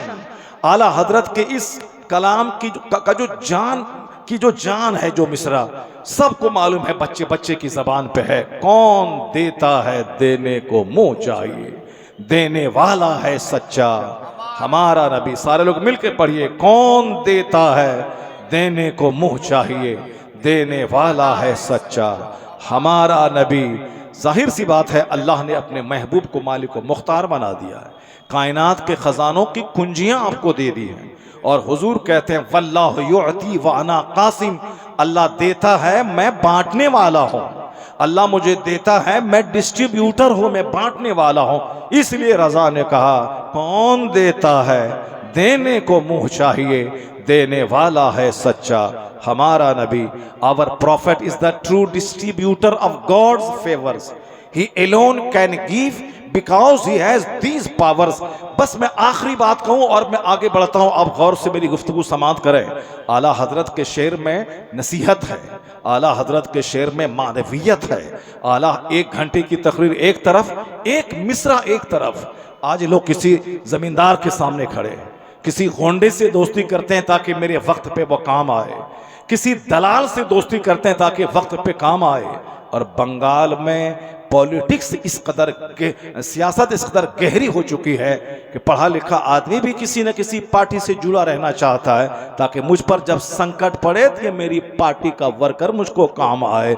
इसीलिए कोई तृणमूल में है, कोई सीपीआई में है, कोई सीपीआई-एमएल में है, कोई कांग्रेस में है और कोई मुसलमान नाम का आदमी भाजपा में है ताकि हम पर संकट पड़े तो ये मुझको मेरे काम आए। संकट की घड़ी में काम आने के लिए कोई नेता के सामने हाथ फैलाए हुआ है, कोई किसी गोंडे से दोस्ती करता है, उस गोंडे को अपने दरवाजे पे लाके कभी उसकी महंगी गाड़ी खड़ी करता है ताकि आसपास के सारे मेरे पड़ोस के लोग मुझसे डरने लगे कि इसका संबंध उस गोंडे से है, उस बड़े गोंडे से है। मुसीबत में वो काम आएगा। रजा ने 100 साल पहले कहा, क्यों किसी गोंडे, क्यों किसी पत्नीदार, क्यों किसी सरदार का सहारा लेता है जब मुस्तफा सारी कायनात के मददगार मौजूद हैं। गमज़दों को रजा मुझदा दीजिए के है बेकसों का सहारा हमारा नबी। गमज़दों को रजा मुझदा दीजिए के है बेकसों का सहारा हमारा नबी। Our prophet will help the helpless through his compassion because Allah has give him these powers। अल्लाह ने उसे वो ताकत दी है कि गमज़दों की वो मदद कर सके। Give this good news to those who are grief ridden। जो मुसीबत ज़दा है, जो मुसीबतों में फंसा है, उसको ये बशारत सुना दीजिए कि मुसीबत में काम आने वाली ज़ात दुनिया में भी, कब्र में भी, हश्र में भी मुस्तफ़ा जाने रहमत की ज़ात गिरामी। यहाँ जब रूह निकलेगी, मुस्तफ़ा का दीदार हुआ तो रूह निकलने की सारी तकलीफ़ें भूल जाओगे। कब्र में जब सन्नाटा, अंधेरी कोठरी, जहाँ न बीवी, न बच्चे, न भाई, न बंधु, कोई नहीं रहेंगे, जिसके लिए मैं जीता रहा सारी ज़िंदगी, उसमें का एक फ़र्द मेरे साथ कब्र में नहीं रहेगा। उस अंधेरी कोठरी में उजाला बख्शने के लिए मुस्तफ़ा जाने रहमत तशरीफ़ ले आएंगे। जहाँ क़यामत के दिन एक एक नेकी में भीख मांगूंगा अपनी औलाद से, अपनी बीवी से, अपने वालिदैन से, अपने दोस्त यार से, एक नेकी कोई नहीं देगा। उस संकट की घड़ी में मुस्तफ़ा जाने रहमत काम आएंगे, उस संकट की घड़ी में आका काम आएंगे। इसलिए रज़ा ने कहा कि गमज़दों को रज़ा मुझदा दीजिए कि है बेकसों का सहारा हमारा। ये बताइए कि मैंने आज 50 साल पहले जो नात पढ़ी थी, जो मैं पढ़ता था, वो मैंने आपको सुनाया। अब इस नात के सुनाने का मकसद यही है, उसका अंग्रेजी ट्रांसलेशन सुनाने का मकसद यही है कि हमारे वह बच्चे जो स्कूल कॉलेज में पढ़ते हैं, जो मौलाना साहब लोगों को अहमक समझते हैं कि इनको अंग्रेज़ी नहीं आती है, वो बच्चे जान जाएं कि मैंने अंग्रेज़ी में एमए किया है। और ये मामूली एमए नहीं किया है, 500 बच्चों में मेरा रिजल्ट मैट्रिक में सबसे टॉप रहा है। 10th क्लास 500 बच्चों में सबसे टॉप रिजल्ट रहा है। और फिर मदरसा छोड़ के नहीं, मदरसे में पढ़ने के साथ रहा है।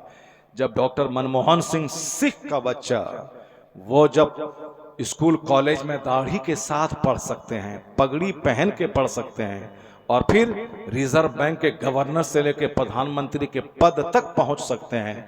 अब अगर मेरा बच्चा ये बोले कि दाढ़ी रखेंगे तो डेवलप नहीं कर पाएंगे, दाढ़ी रखेंगे तो तरक्की नहीं कर पाएंगे, टोपी पहनेंगे तो तरक्की नहीं कर पाएंगे, जब इस्लामी लिबास पहनेंगे तो डेवलप नहीं कर पाएंगे। मौलाना साहब, डेवलप करना है तो दाढ़ी को छोड़ना होगा, डेवलप करना है तो टोपी और पगड़ी को छोड़ना होगा। मेरी बेटी कहे कि डेवलप करना है तो इसे हिजाब और निकाब को छोड़ना होगा। उससे ज़्यादा अहमक और नादान कौन है, जब इस ज़माने में अभी कुछ साल पहले वह सिख घराने में पैदा होने वाला वह फ़र्द जो हाई स्कूल में पढ़ा, दाढ़ी निकलने लगी, दाढ़ी छोड़ दिया, ग्रेजुएशन करने के लिए गया, पगड़ी पहनना शुरू किया, वो यहाँ से ऑक्सफोर्ड, कैम्ब्रिज, लंदन पढ़ने गया, वहाँ भी वह दाढ़ी और पगड़ी के साथ पढ़ता रहा। वहाँ से लौट के आया, हिंदुस्तान के सबसे बड़े bank reserve bank of India का गवर्नर रहा, तो पगड़ी सर पे रही, चेहरे पे दाढ़ी रही। फिर धीरे धीरे प्रोग्रेस करते हुए प्रधानमंत्री बन गए। 5 साल नहीं 10 साल तक रहे, मगर सर पे पगड़ी भी रही, चेहरे पे दाढ़ी भी रही, वो डेवलपमेंट करता रहा। ये बता दें कि जो पगड़ी और दाढ़ी के साथ एक मुशरिक जो ईमान जो इस्लाम पर यकीन नहीं करता है, अल्लाह पर यकीन नहीं है, जब वो दाढ़ी पगड़ी के साथ 10 घंटे पढ़े, 12 घंटे पढ़े, 18 घंटे पढ़े तो दुनिया में डेवलप कर जाए, तो जो मुसलमान अपने नबी की सुन्नत पर अमल करते हुए सर पे टोपी सजाए, चेहरे पे दाढ़ी रखे, फिर वो 18 घंटे मेहनत करे, 16 घंटे पढ़े, 12 घंटे पढ़े, 10 घंटे पढ़े, मैं तो कहता हूं उनके पास मेहनत है मगर मुस्तफा की रहमत नहीं है।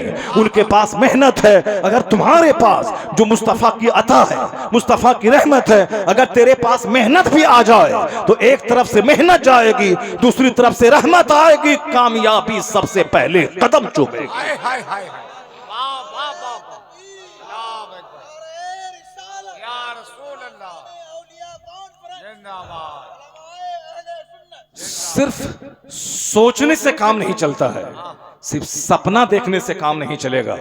ड्रीम्स देखो कि मैं अल्लाह चाहेगा तो मेरे आम के पेड़ में सोना निकल जाएगा, मैं पूरे बंगाल का सबसे बड़ा मालदार हो जाऊंगा। अल्लाह चाहेगा तो हर खेत के ढेले को हीरा बना देगा, लेकिन अल्लाह ऐसा बनाता नहीं है। अल्लाह चाहेगा तो आम के पेड़ से जितना आम है बंगाल में सब आम को गोल्ड बना देगा, लेकिन अल्लाह ताला ऐसा बनाता नहीं है, क्योंकि अल्लाह के पास ताकत और कुदरत है, मगर ये सिस्टम नहीं है दुनिया चलाने का।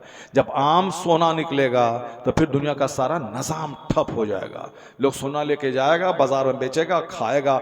अभी तो मेहनत करने के बावजूद बीमारी, परेशानी, औलाद की नाफरमानी, बेशुमार उलझन, उसके बावजूद ज़िना है, शराब है, सूद है, पानी से ज़्यादा सस्ती शराब हो गई है। जबकि टेंशन है, सर में दर्द है, पैर में दर्द है, घुटने में दर्द है, टखने में दर्द है, बीवी बीमार है, बच्चा मर गया है, कारोबार ठप हो रहा है, खेती जल गई है, पड़ोसी जल रहा है, रिश्तेदार हमारे दुश्मन हो गए हैं। साहब इतनी दुश्मनी, इतने हंगामों के बीच में जब बंदा पानी न पी के शराब पी रहा है, और जब कुछ भी नहीं करना पड़ता, सिर्फ सोना तोड़ा, उसके बाद बाजार गया और खाया, फिर क्या होगा?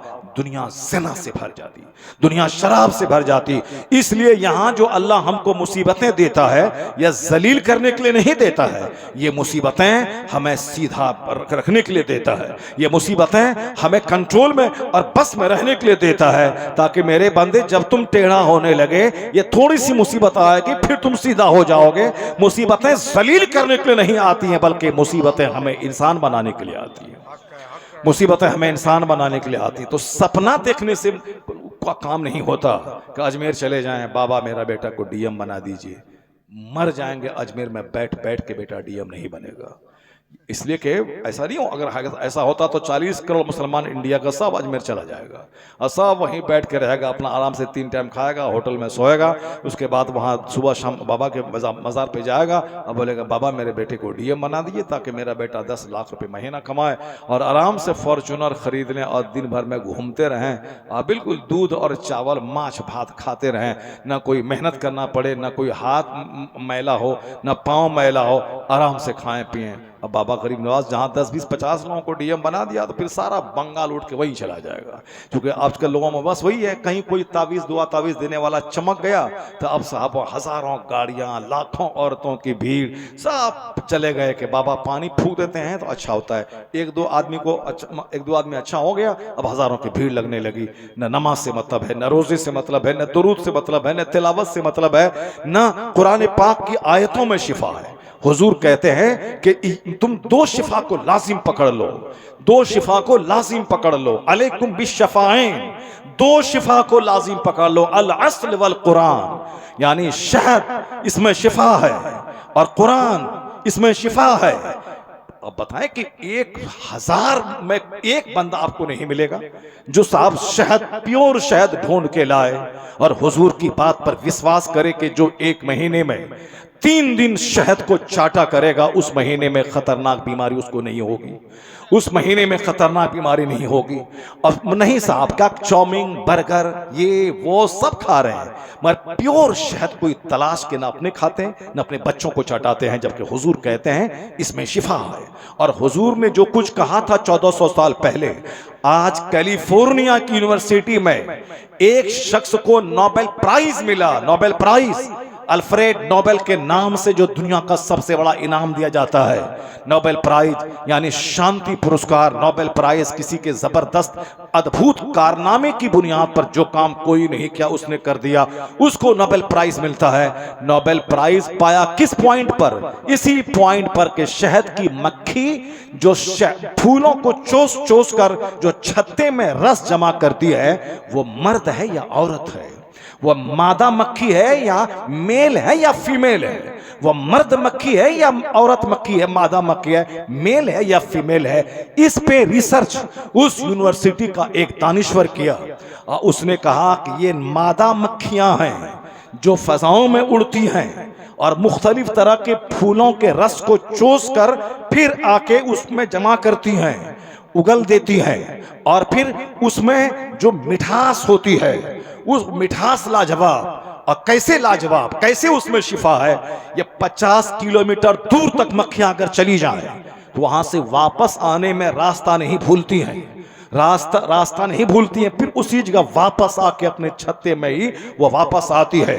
और जब एक मक्खी कहीं फूल को देख लेती है, वो अकेले रस नहीं चूसती है, बल्कि अपनी हजारों सहेलियों को बुलाती है, और फिर ये सारी सहेलियां भिनभिनाते हुए डांस करते हुए वहां तक पहुंचती हैं। उसको कहते हैं साइंस की जबान में द बी डांस, यानी मक्खियों का रक्स। और ये कैसे रक्स करती हैं, कैसे जाती हैं, फिर वापसी में कैसे रास्ता नहीं भूलती हैं, और फिर जो वो सारी की सारी अपनी सरदार मलका मक्खी के सामने सब जवाबदेह होती हैं। और नर मक्खी कोई ज्यादा काम नहीं करता, वो सिर्फ मादा मक्खी से दूर में रह के मिलकर उसे हामिला बनाती है, उससे दूसरी मक्खियां पैदा होती हैं, इतना ही काम उसका है। बाकी मैदानों में जाना, रस चूसना, छत्ते में लाना, जवाबदेह होना, सारा वर्क मादा मक्खी करती है। ये बताइए कि उसमें उसका मुंह कैसा है, उसका सूंड कैसा है, उसके पांव कैसे हैं, उसके जिस्म का ढांचा कैसा है, इस पर आप लोगों को तो कोई मतलब नहीं है।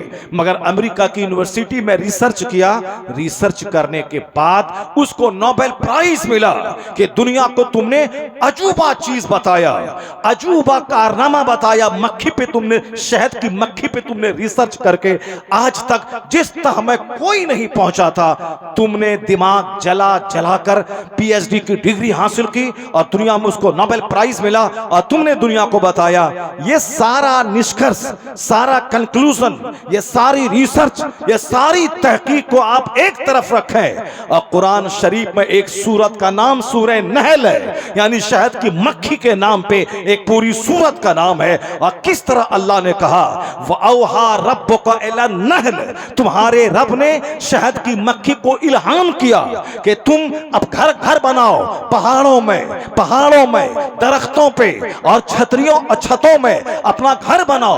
फसलु की मिन सुबुल रब्बिक, फिर अपने रब के रास्ते में चलो और मुख्तलिफ फूलों में से रस चूसो, फिर वहां आओ। यानी जो रिसर्च इस वैज्ञानिक ने आज किया है, वो सारी बातें डिटेल्स में कुरान करीम में मौजूद है। और मादा मक्खियां हैं, वो कालत नमलतुन, उसमें मादा मक्खी के बारे ही में सारी बातें बताई गई हैं। पता ये चला 1400 साल के बाद जिस रिसर्च की गहराई में दुनिया आज गई है, वो सारी बातें डिटेल्स में कुरान पाक में मौजूद है। और अल्लाह ने मुस्तफा को बताया है। ये इस बात की दलील है, इस्लाम लाजवाब, कुरान लाजवाब, मुस्तफा लाजवाब, इस्लामी तहकीकात लाजवाब। तहकीकात होती जाएंगी, इस कुरान का समझना आसान होता जाएगा, मुस्तफा को पढ़ना आसान होता चला जाएगा।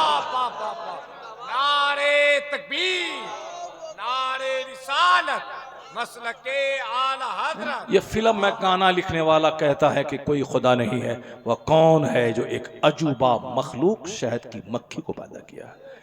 अजूबा मखलूक, एक यूनिक मखलूक जिसकी हरकतें लाजवाब, जिसकी एक अपनी अलग सल्तनत है, अपना एक अलग काम है।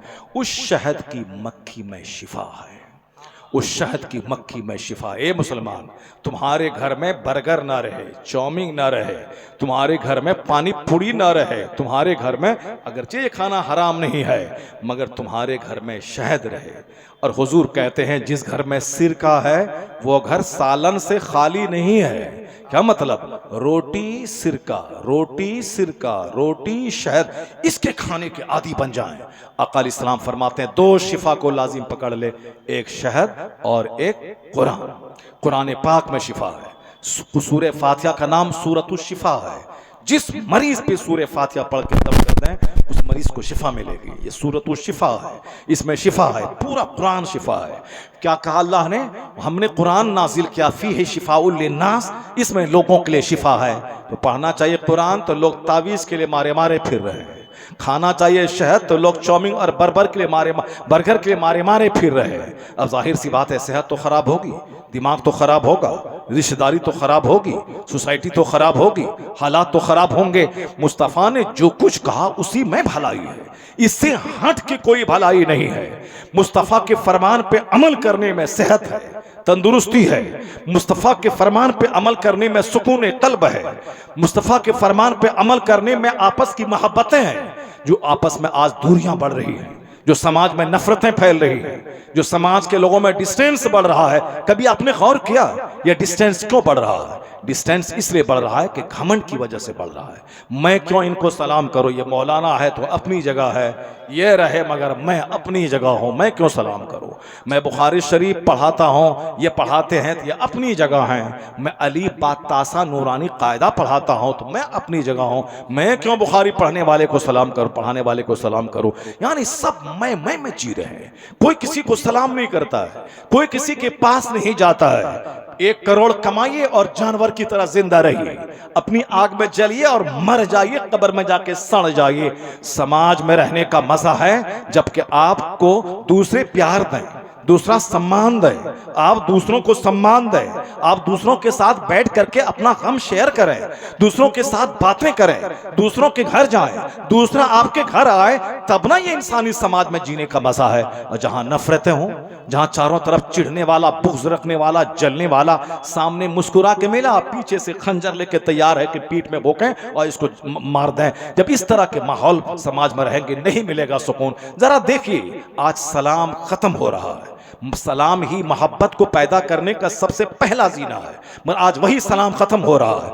हुजूर क्या फरमाते हैं? आका फरमाते हैं ला तदखुलूनल जन्नत हत्ता तुमिनू, जन्नत में नहीं जाओगे तुम जब तक कि ईमान न लाओ। कोई बेईमान जन्नत नहीं जाएगा। हाँ, बेईमान अरबपति बन सकता है, बेईमान खरबपति बन सकता है, बेईमान टाटा बिरला जिंदल मित्तल जैसी कंपनी चला सकता है, बेईमान बिल गेट्स बन सकता है, पूरी दुनिया का सबसे बड़ा मालदार बन सकता है, लेकिन बेईमान मरने के बाद जन्नत नहीं जाएगा। मरने के बाद वही जाएगा जो साहिब ईमान होगा।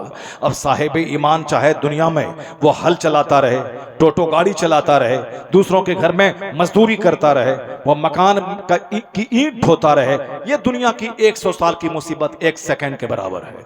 और असल में मरने के बाद की जो जिंदगी है वो जिंदगी है जहां का एक दिन 50,000 साल के बराबर है, जहां का एक दिन वकाना मिक़दारुहु 50 अल्फ सना, जहां का एक दिन 50,000 साल के बराबर है। उसके मुकाबले में दुनिया का 100 साल जिसमें बचपन भी है, जवानी भी है, बुढ़ापा भी है, इसकी तो कोई हैसियत ही नहीं है। बस परसों पैदा हुए, कल जवान हुए, आज बूढ़ा हो गए, सारी दाढ़ी के सारे बाल सफेद हो गए, अब मौत की तैयारी है। यानी यहाँ का 100 साल चुटकी में खत्म हो जाते हैं। लेकिन मरने के बाद जहां जाना है वहां का एक ही दिन 50,000 साल के बराबर है। और जहां मौत भी नहीं है, जहां अजाब में जले तो जलते रहें, वहां मौत भी नहीं है, जलते रहें, आग में जलते रहें। आग में बदन जलेगा, फिर दूसरी खाल पैदा हो जाएगी। वहां ऐसा नहीं कि मर गए, दुनिया में तो तकलीफ बड़ी, मर गए तो खेल खत्म, लेकिन वहां मरने के बाद की जो जिंदगी है वहां खेल खत्म नहीं होने वाली है। वह तो एक जबरदस्त जिंदगी का आगाज है, जहां मौत ही नहीं, मौत को ज़बह कर दी जाएगी कि अब कोई नहीं मरेगा। जो जन्नत में सोने चांदी के महल में है वो आराम करता रहे, और जो जहन्नम में जल रहा है वो सदा जहन्नम में जलता रहे। अब मौत को ज़बह कर दी गई, न जन्नती जन्नत से निकाला जाएगा, न जहन्नमी जहन्नम से निकाला जाएगा। इसलिए कहा गया है कि असल अजाब वहां का, असल असल तकलीफ वहां की। दुनिया की तकलीफ तो आज है कल खत्म, आज बीमार पड़ा कल अच्छा हो गया, आज जलील हुआ कल इज्जत आ गया, आज गरीब है आज मालदार, आज सेहतमंद है कल बीमार हुआ, आज बीमार है कल सेहतमंद हो गया, आज बच्चा है कल जवान हो गया। दुनिया की कोई चीज एक हालत पे नहीं रहती, इसलिए दुनिया के लिए रीझना, दुनिया के लिए फिक्रमंद होना, दुनिया के लिए ज्यादा मरना यह अक्लमंदों का काम नहीं है। अक्लमंद वो है जो इस दुनिया में रह के उस दुनिया की जन्नत सजाने की फिक्र करे। अल कय्यसो मंदान नफ्सा व अमीला लिमा बादल मौत वल आजिज़ो मन अतबा नफ्सहु हवाहा व तमन्ना अल्लाह। अक़ल इस्लाम फरमाते हैं अकल बेवकूफ है वो कौन जो ख्वाहिशात की गुलामी करे, शराब पिए, ताड़ी पिए, जुआ खेलें, ये करें वो करें, सिनेमा देखें, नाचें कूदें गाएं, सब करें, सारी ख्वाहिश पूरी हो, मोबाइल हाथ में स्मार्ट मोबाइल हो, स्मार्टफोन हो, आईफोन हो, उसमें दिन रात हाथ डाल डाल करके नई नई चीजें उसमें देखते रहे, मुस्कुराते रहे, आंख को सेकते रहे, गंदी गंदी तस्वीरें देखते रहे, चलाते रहे, मस्जिद में वहां करार नहीं, वहां मोबाइल के बगैर करार नहीं, जलसे में उसके बगैर करार नहीं, ट्रेन में उसके बगैर करार नहीं, 5 घंटा चला गया है, जलसे में बैठा है, फिर भी यहाँ मोबाइल लेके बैठ गया, ऐसे ऐसे कर रहा है। हुजूर ने कहा था 1400 साल पहले आखिर जमाने में लोगों की अक्लें छीन ली जाएंगी, लोगों की अक्लें छीन ली जाएंगी, लोग बेवकूफ और अहमक हो जाएंगे।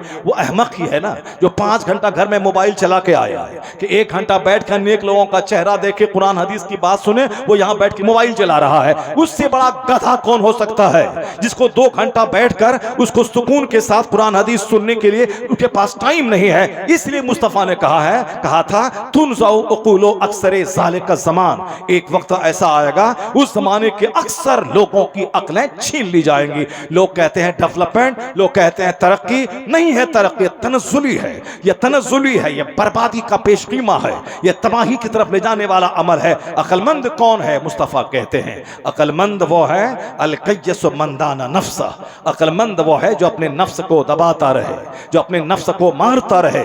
नफ्स कहता है कि फलां की बेटी बहुत खूबसूरत है, उसको गौर से देखा जाए। अक्लमंद वो है जो इस नफ्स को दबाए कि खबरदार पहली नजर तुम्हारी है जिस पर गुनाह नहीं है, लेकिन दूसरी नजर जहां उठी वह शैतान की तरफ से है, वहां से गुनाह का आगाज होता है। अब जितनी बार वो नजर उठा उठा के देखेगा उतने गुनाह से तेरी आंख भरती जाएगी। और आया है हदीस पाक का मफहूम है कि जिसने अपनी आंख मला ऐनहु मिनल हराम मला अल्लाहु ऐनहु मिनन नार, जो अपनी आंख को हराम चीजों को देख देख के भर लिया, अल्लाह क़यामत के दिन उसकी आंख को आग से भर देगा।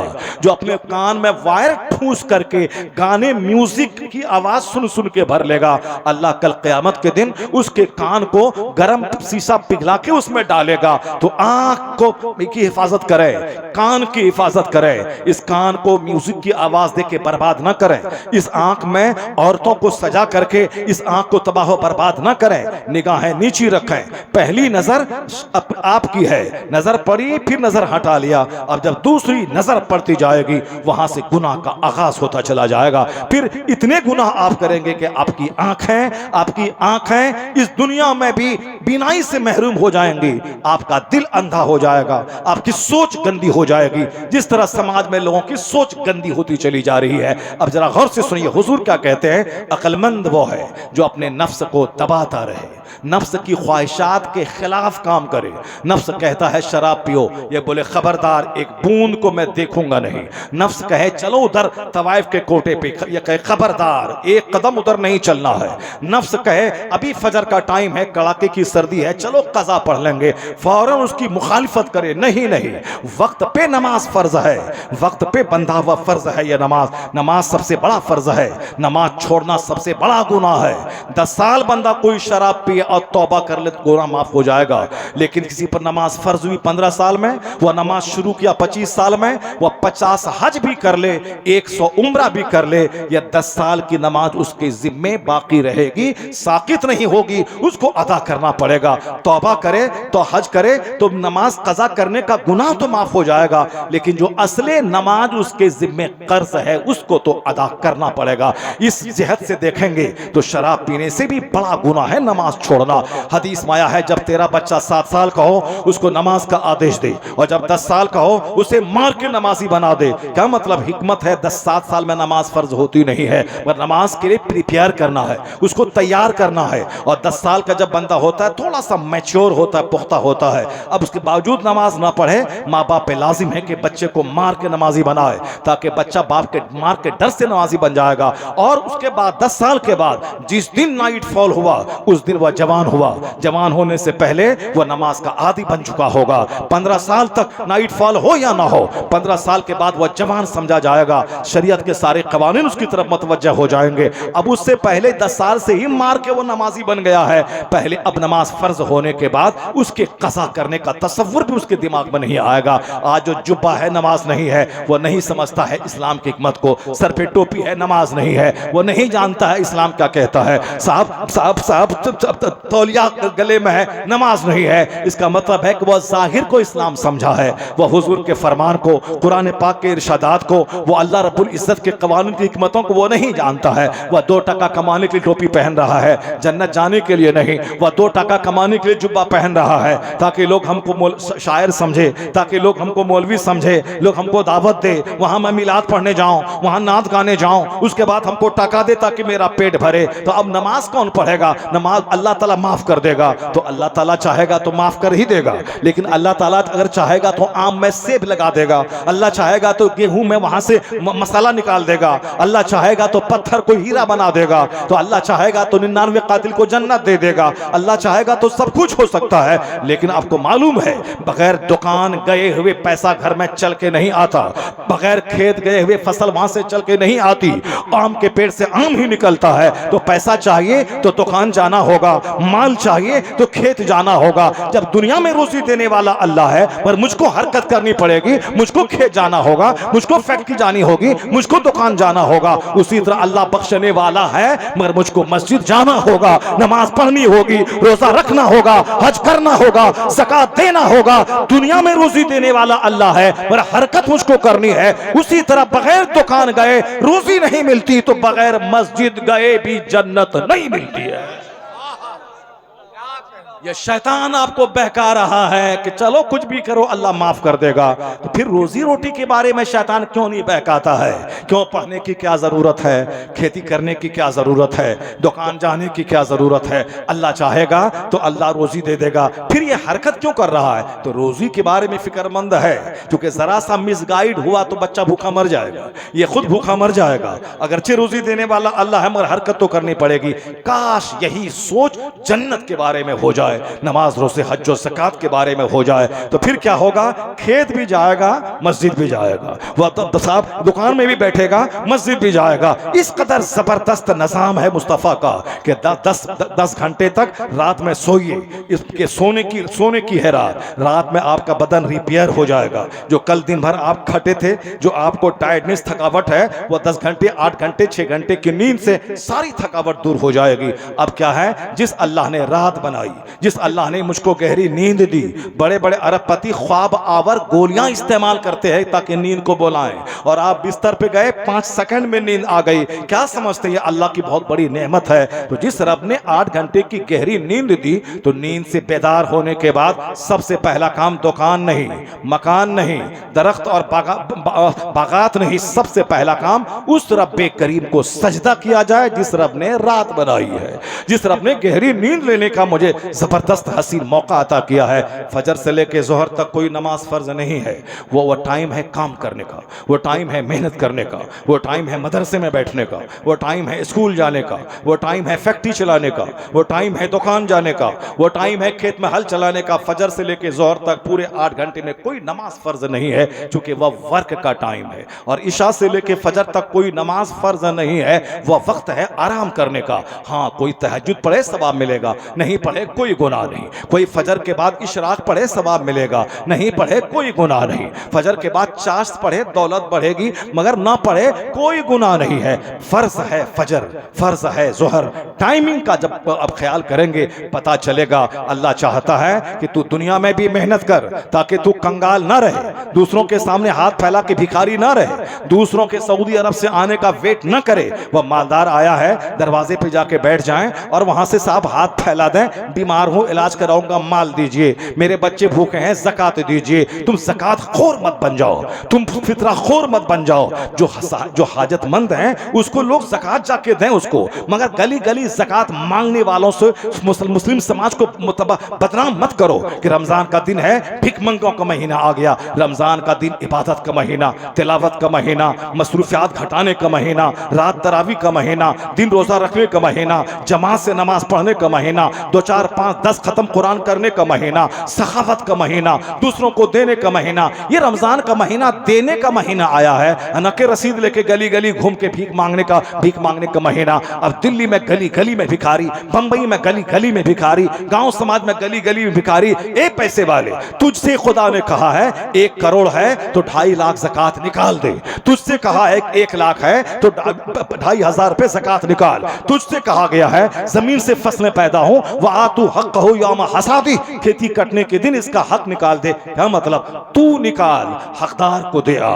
1 करोड़ है, 2.5 लाख निकाल, हकदार को दे आ। जब हकदार को देने जाएंगे तो गलियां भिखारियों से नहीं भरेंगी और दूसरे लोग नहीं बोलेंगे मुस्लिम समाज में इतने भिख मंगे मौजूद हैं। जबकि नमाज का टाइमिंग सिस्टम और ज़कात का सिस्टम, फितरे का सिस्टम, मेहनतों का सिस्टम ये बताता है कि अल्लाह चाहता है कि तू दुनिया में भी खुशहाल रहे, मरने के बाद भी जन्नत जा।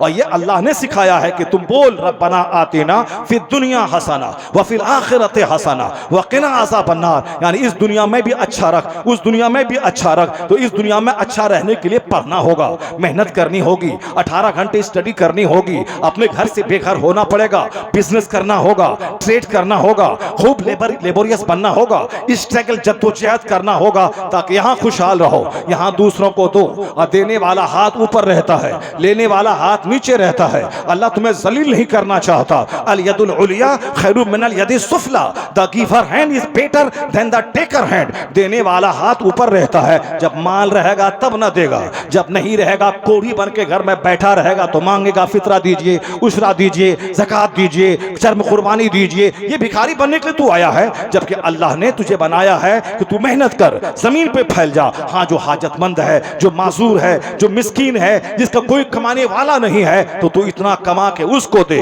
तू भिखारी मत बन, तू दूसरों को खिलाने वाला बन जा, उसके घर पे चला जा, उसको ज़कात की रकम दे दे। माह शाबान में ज़कात निकाल ताकि गरीब भी माह रमजान में बेफिक्री के साथ इबादत कर सके। रमजान का इंतजार मत कर, माह शाबान में रमजान की तैयारी कर, कुरान पढ़ना शुरू कर, 2 4 रोजे रखना शुरू कर, हिसाब लगा के माल की ज़कात निकाल दे, गरीबों तक पहुंचा दे ताकि वो सहरी और इफ्तारी का इंतजाम कर सके। तो माह रमजान लगे, ये तिलावत का महीना है, मस्जिदों में नमाजियों का महीना है, ये इबादत का महीना है, न कि भीख मांगने का महीना है। इसलिए हमारी कमजोरी है कि मैं ये सिस्टम नहीं करता, नतीजे में भिखारियों का महीना माह रमजान हो गया है। जबकि कहा जाता है कि तू खुद कमा, तू खुद खा, दूसरों को खिला। दुनिया में बेहतरी के लिए मेहनत करनी होगी और जन्नत जाने के लिए भी मेहनत करनी होगी। यहाँ बगैर मेहनत के कुछ नहीं मिलता और बगैर मेहनत के भी जन्नत नहीं मिलती है। तो 10 घंटे सो, फजर की नमाज पढ़, फिर 10 घंटे काम कर, फिर जोहर के लिए जा, फिर 4 घंटे 3 घंटे काम कर, असर में 10 मिनट के लिए जा, फिर असर से मगरिब तक सौदा सरफ बाजार में खरीद, फिर मगरिब के लिए 15 मिनट का टाइम निकाल, फिर मगरिब से ईशा तक 2 घंटे अपने बाल बच्चों में रह, उसके बाद ईशा के लिए टाइम निकाल। यानी 5 वक्त की नमाजों में 1 घंटा लगा और अपने खाने के लिए, अपने कमाने के लिए 8 घंटे, सोने के लिए 8 घंटे, इबादत के लिए 1 घंटा। तो अल्लाह रब्बुल इज्जत ये चाहता है कि तू 1 घंटे का टाइम निकाल, मैं तेरे लिए 24 घंटों में बरकतें अता कर दूंगा, बरकतें अता कर दूंगा। नमाज में करोड़ों हिकमतें पोशीदा है। नमाज जन्नत ले जाती है, नमाज हमें सखी बनाती है, नमाज हमें सेहतमंद बनाती है, नमाज हमें वक़ार सिखाती है। मैं आपको एक बात कहता हूं, बात से बात पैदा होती है। आज 2-4 दिन के अंदर आपने एक न्यूज सुनी होगी, एक खबर आपने व्हाट्सएप पे देखा होगा। वो खबर ये थी शर्मनाक खबर, सर को शर्म से झुका देने वाली खबर, सीने को हिला देने वाली खबर, उस बात को न बोलने में शर्म आने वाली खबर। यानी ऐसी खतरनाक खबर जिसको लोगों ने कभी सुना नहीं होगा, कभी सोचा तक नहीं होगा। वो खबरें गश्त कर रही हैं, लोगों तक ये बात पहुंच रही है। मैं कहना चाहता हूँ बात कौन सी है, अगर आपकी नजर पड़ी है तो ठीक है, नहीं पड़ी है तो मुझसे सुन लीजिए। वो खबर इंतहाई खतरनाक खबर है। वो खतरनाक खबर ये है कि एक लड़की जो 12-13 साल की थी। डॉक्टर के पास उसको ले जाया गया। वह बीमार हालत में। डॉक्टर ने तहकीक की, वो पता लगाया, पता चला कि ये 12-13 साल या 11 साल की लड़की गर्भवती है, ये गर्भवती हो गई है। डॉक्टर सन रह गए, डॉक्टर का दिमाग हैरान में पड़ गया। इस कम उम्री में और जबकि अब बिल्कुल नन्ही सी उम्र है ये, और ये लड़की हामिला कैसे हो गई। और जब तहकीक की गई, जब पता चला कि ये किसी दूसरे का हमल नहीं है। इतनी छोटी सी बच्ची से कौन दिल लगाएगा। प्यार मोहब्बत की कहानी तो 15, 16, 18 साल के बाद स्कूल कॉलेज में बड़े क्लास में जाने के बाद वो सारी बातें शुरू होती हैं। लेकिन ये मोबाइल का डांस, ये म्यूजिक का कल्चर, ये साहब थिरकने का कल्चर, ये डांस का कल्चर, ये स्कूल में डांस का निजाम, और ये मोबाइल में गंदी गंदी तस्वीरें छोटे छोटे बच्चों को भी आज शहवत की दुनिया में कदम रखने पर मजबूर कर दिया है। उससे बदन में शहवत भड़कती है। इनके अपने खास भाई का हमल है। डॉक्टर तंग हो गए, पसीना पसीना आ गया। वह भाई 18 साल का नहीं था, वह भाई 20 साल का नहीं था। भाई की उम्र कितनी है? उसकी उम्र भी वही 11-12 साल है। जो उम्र है खेलने की, जो उम्र है स्कूल के छोटे क्लास में जाने की, जो उम्र है एक बिस्तर पे सोने की, जिसको लोग समझते हैं कि एक छोटा भाई 11 साल का है, बहन 12 साल की है, दोनों एक साथ सो जाएं। अब एक कमरा है, क्या होगा? छोटे छोटे बच्चे हैं, इनके दिल दिमाग में और सब कोई बातें तो कब आएंगी? जब वो 18 साल के हो जाएंगी। मगर 18 साल की होती कब हैं? जब माहौल में पाकीज़गी सफाई होती है। लेकिन जब माहौल में मोबाइल की गंदगी हो, जब माहौल में टेलीविजन की स्क्रीन पर गंदे गंदे मनाजिर हों, ऐसे माहौल में तो 7 साल का बच्चा भी वो कर गुजरता है जो 17 साल का जवान सोचता रह जाएगा। आका अलैहिस्सलाम ने 1400 साल पहले कहा था, आखिर जमाने में बच्चों में शहवतें डाल दी जाएंगी, छोटे छोटे बच्चों में शहवत आएगी और फिर इस तरह की हरकतें होंगी। और सबसे लाजवाब बात तो यह है, अगर यह काम कोई मुसलमान की फैमिली में हो गया होता तो आज यह एंकर आकर के मेरे मुंह में माइक घुसा के कहता, क्या इस्लाम ये सिखाता है क्या कुरान ये बताता है क्या मदरसों में ही पढ़ाया जाता है क्या मुसलमान यही करता है क्या इस्लाम ही कहता है क्या? लेकिन क्या हिम्मत है उसकी कि आप उस फैमिली में चला जाए और कहे कि क्या हिंदुइज्म ये कहता है क्या यह धर्म ये कहता है क्या स्वामी गुरु जी ये कहते हैं क्या शंकराचार्य ये कहते हैं क्या रामायण में यह है क्या फला में? नहीं, हिम्मत नहीं होगी। वो तो सिर्फ मुसलमानों को बदनाम करने के लिए कोई शोषा चाहिए, इसलिए वो एक बहाना ढूंढते हैं और नाच के साथ वो न्यूज पढ़ते हैं ताकि खूब मुसलमान बदनाम हो जाए। एक साइंटिस्ट अमेरिका में कलमा पढ़ के मुसलमान हुआ, ये गोंगा बन जाता है, ये उसकी बात को नहीं फैलाता है। एक वैज्ञानिक साहब थाईलैंड की राजधानी बैंकॉक की यूनिवर्सिटी का प्रोफेसर डॉक्टर मेगाटे तेजासेन जी, वो कलमा पढ़ के मुसलमान हुआ, उसकी खबर कोई नहीं देगा। और फिर हिंदुस्तान में कोई दिन ऐसा नहीं गुजरता जिस दिन यहाँ का पढ़ा लिखा आदमी कलमा पढ़ के मोमिन ना होता हो, उसकी खबर कोई नहीं चलाता है। इस्लाम को बदनाम करने के लिए कहीं से कोई शोषा मिल गया, अब उसको नाच के फैलाना है। मैं कहता हूँ एक आबादी है, उस आबादी में 1000 लोग बसते हैं। 1000 मगर कोई एक बंदा सड़ा हुआ शराबी पापी और बदकार ज़नाकार हो गया तो उस एक को तुम 1000 की आबादी के मुसलमान पे थोपेगा? इस्लाम ये सिखाता है, कुरान ये सिखाता है। 1000 जहां लोग रहते हैं, 2-4 आदमी का गोंडा बदमाश शराबी पापी होना ये कोई ताज्जुब की बात नहीं है। मेजॉरिटी मुसलमानों की आज भी पूरी दुनिया में एक जबरदस्त ये कौम है, मेजॉरिटी शराब में लीन नहीं है, मेजॉरिटी सूद में लीन नहीं है। क्यों? दूसरों के यहाँ समझाने का कोई सिस्टम नहीं है। पर हमारे यहाँ 5 वक्त की नमाज फर्ज के अलावा जुमा फर्ज है, और जुमा बगैर खुतबे जुमा की नहीं होती वो नमाज। खुतबे जुमा शर्त है, कंडीशन मशरूत है, बगैर वजू के नमाज नहीं, तो बगैर खुतबे जुमा की नमाज नहीं। तो वहाँ हर जुमा के दिन कंपलसरी वाज जरूरी है, ईदैन में वाज जरूरी है। ईदैन का खुतबा लंबा होगा ताकि साल भर की रूहानी खुराक मिल जाए, जुमा का खुतबा छोटा होगा ताकि एक हफ्ते की रूहानी खुराक मिल जाए। या सीरत के जलसे, ये महफिल मिलाद, ये छोटी छोटी महफिलें, ये इमाम के हुजरे में जाके उनसे नसीहत सीखना, ये हमें डांटने वाले लोग मौजूद हैं। जुमा के दिन समझाने वाला, सीरत की महफिल में समझाने वाला, दस्तारबंदी के जलसों में समझाने वाला। इसलिए दूसरी कौमों के मुकाबले में हमारे यहाँ शराब है मगर शराब कम है, ज़िना है मगर कम है, सूद है मगर कम है, क्योंकि उसके यहाँ कोई डांटने वाला नहीं है। और हमारे हमारे यहाँ मेरा बाप भी डांटता है, मेरे उस्ताद भी डांटते हैं, मेरे उलमा भी डांटते हैं। यानी हमें हमारे डांटने वाली मौजूद है, हमारे समझाने वाली मौजूद है, हमारे यहाँ वाज़ नसीहत का माहौल मौजूद है। लेकिन अगर तुमने इस माहौल को खत्म किया और कॉमेडी शुरू कर दी और हंगामा शुरू कर दिया तो फिर तो कोई समझाने वाला नहीं रह जाएगा। फिर तो वही धमाल मचेगा जो चर्च में हो रहा है, वही धमाल मचेगा जो पूजा के नाम पे, पूजा के जुलूस में हो रहा है। 5 लड़के हैं, 10 लड़कियां हैं, लड़कियां भी नाच रही हैं, लड़के भी नाच रहे हैं। ये बताओ वो जो दोनों नाचेंगे तो पूजा के नाम पे नाचेंगे और नाचने के बाद क्या क्या ड्रामा होगा? वही ड्रामा होता है कि साहब 11 साल के बच्चे, 12 साल की लड़कियां, हकीकी भाई बहन दोनों आपस में सेक्स करते हैं और बहन हामिला हो जाती है। ए मेरी कौम, अब भी तू मुस्तफा की तालीमात की अजमत को तस्लीम नहीं करेगा? हुजूर ने 1500 साल पहले कहा था जब बच्चे 7 साल के हों उसे नमाज का आदेश दे, और जब बच्चे 10 साल का हों उसे मार के नमाजी बना दे, और जब नमाजी बन जाएं वह फर्रकू बैनहुम फिल मदाजे, उनकी ख्वाबगाहों में उनका बिस्तर अलग कर दे। ये मत कहना कि बहन है, ये मत कहना ये भाई है। अब ये 10 साल का हो चुका है, ये सिन्ने शऊर को पहुंच चुका है। बहन का बिस्तर अलग, भाई का बिस्तर अलग, वो भाई भी अपने हम उम्र भाई के साथ न सोए, उस वक्त उनका बिस्तर अलग रहे। इस कहने का क्या मतलब था? कहने का मतलब यही था कि हम जिन्स परस्ती से समाज बचेगा, इस्लामबाजी से समाज बचेगा, लवातत से समाज बचेगा, तमाम जिनसी बेराह रवी से समाज बचेगा।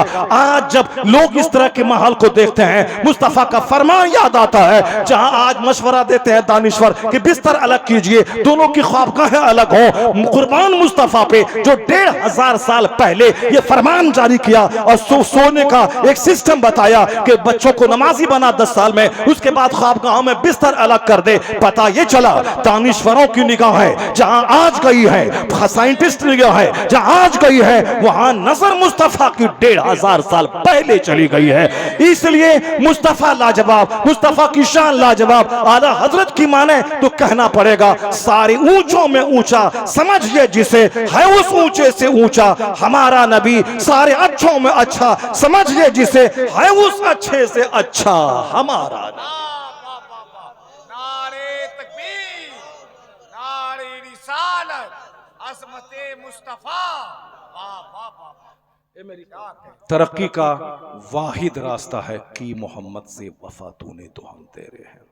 ये जहां चीज है क्या लौहो कलम तेरे हैं। तरक्की का वाहिद रास्ता है हुजूर की गुलामी करना। और आला हजरत रज़ी अल्लाह तआला अन्हु ने 100 साल पहले कहा था दूसरे का चेहरा मत देखना, फिल्म कल्चर का चेहरा देखोगे तो फिल्मी कल्चर अपनी ज़िंदगी में लाने का जज्बा पैदा होगा। अगर तुमने किसी नेता को देखा तो तुम भी झूठ में लथपथ हो जाओगे। मत देखना, दुकान जाना है, सामान खरीदना है, सामने वाला दुकान करने वाला आदमी चाहे जिस मजहब से ताल्लुक़ रखता हो, मगर मुझको बिस्किट लेना है, मगर मुझको वहाँ से सामान लेना है, लेकिन दिल नहीं देना है। दोस्ती उससे करनी है जो साहिब ईमान हो, दोस्ती उससे करनी है जो साहिब ईमान हो। ट्रांजैक्शन सबसे होगा, लेन देन सबसे होगा, मगर दोस्ती सबसे नहीं होगी। दोस्ती किससे होगी? आला हजरत की माने उन्हें जाना, उन्हें माना, न रखा गैर से काम, लिल्लाहिल हम्द मैं दुनिया से मुसलमान गया। आज समाज में एक बुराई हो तो बोलूं, अभी तो इतनी बुराइयां हैं, मैंने इतने पॉइंट्स खोल दिए हैं कि सबको मैं समेटना चाहूँगा, मुझको और 2 घंटे लगेंगे सबको समेटने में। समाज में मोहब्बत पैदा करने के लिए हुजूर ने कहा था जन्नत नहीं जाओगे जब तक कि मोमिन ना बन जाओ। अब वला तुमिनु हत्ता तहाब्बू, मोमिन नहीं बनोगे जब तक कि आपस में एक दूसरे से मोहब्बत ना करो। क्या मतलब? मोहब्बत करना अपने मोमिन बने रहने के लिए ज़रूरी है।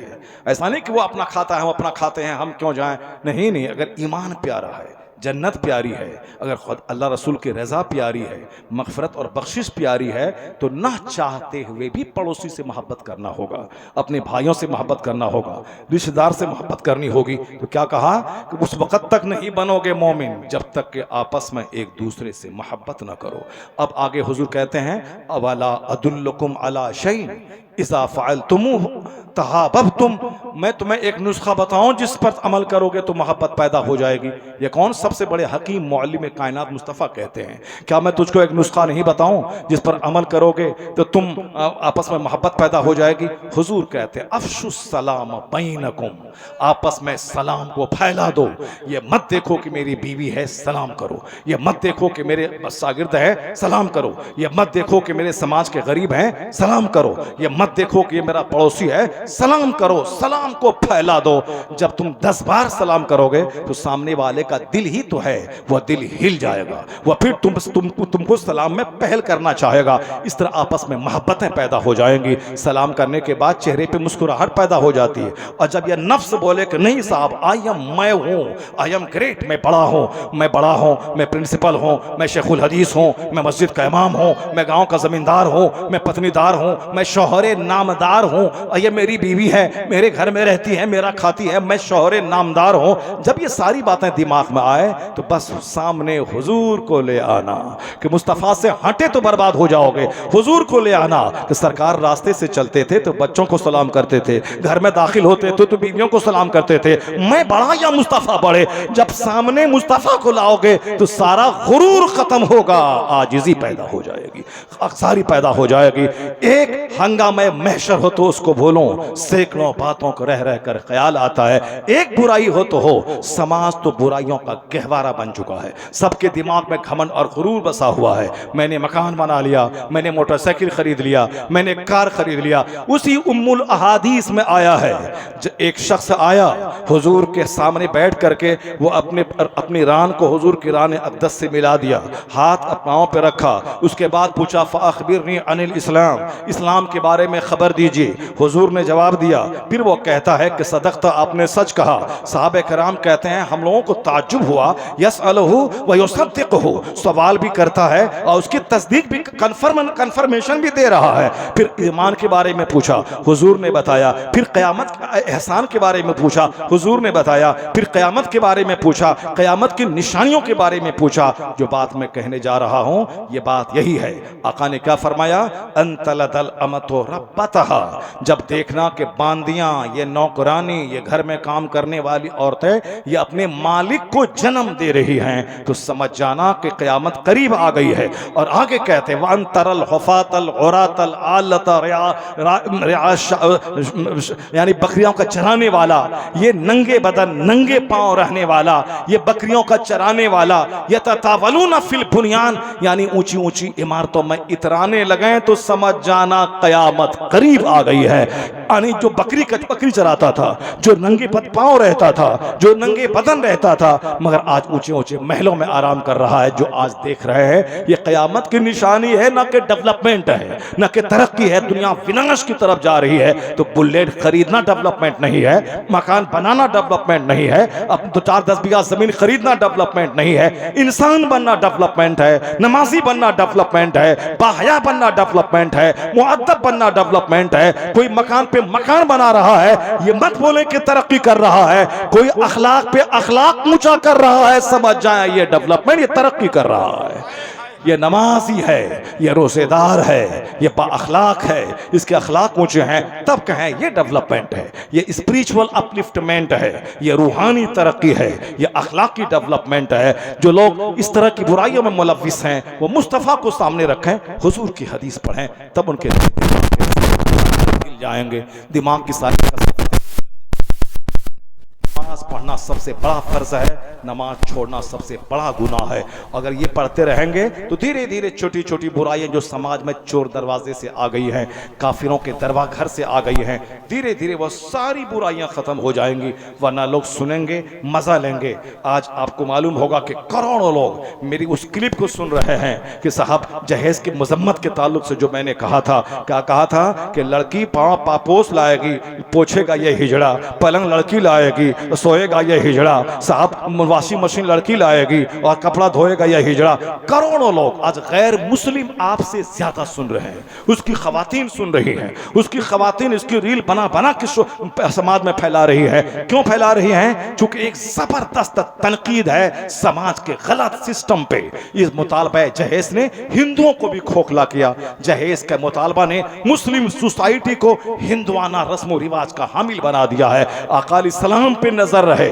आपकी बेटी फातिमा ज़हरा की शादी मस्जिद नबवी में हो गई, न 5 स्टार होटल, न बहुत बड़ा लंबा चौड़ा टेंट, न बहुत बड़ा कार्ड की छपाई। शादी को महंगी नहीं, मुस्तफा चाहते तो मौला अली को सोने का ताज जन्नत से मंगवा के पहना देते। अपनी बेटी फातिमा को सर से लेके पांव तक जेवरात से उसको जेवरात से लाभ देते, लेकिन नहीं, वही पुराने कपड़े में कायनात के मालिक को मुख्तार की बेटी की शादी हो रही है। उसी सिंपल अंदाज में शेर खुदा मौला अली की शादी हो रही है। तो रिजल्ट उसका क्या निकल रहा है? रिजल्ट ये निकल रहा है कि जब शादी सिंपल है और दुल्हन सिंपल रह रही है और दूल्हा सिंपल है मगर रात सजदों से आबाद है, तो उन दोनों के मिलने के बाद जो बच्चा तवल्लुद हुआ वो कायनात का जोग्राफिया बदलने वाला उल्चा लफंगा नहीं बल्कि इमाम हसन पैदा हुआ, इमाम हुसैन पैदा हुए। जब बाप थे मौला अली, मां थी फातिमा ज़हरा, शादी हुई सिंपल, तो फिर नतीजा हुआ कि बच्चा तारीख बदलने वाला, तारीख का रुख मोड़ने वाला पैदा हुआ।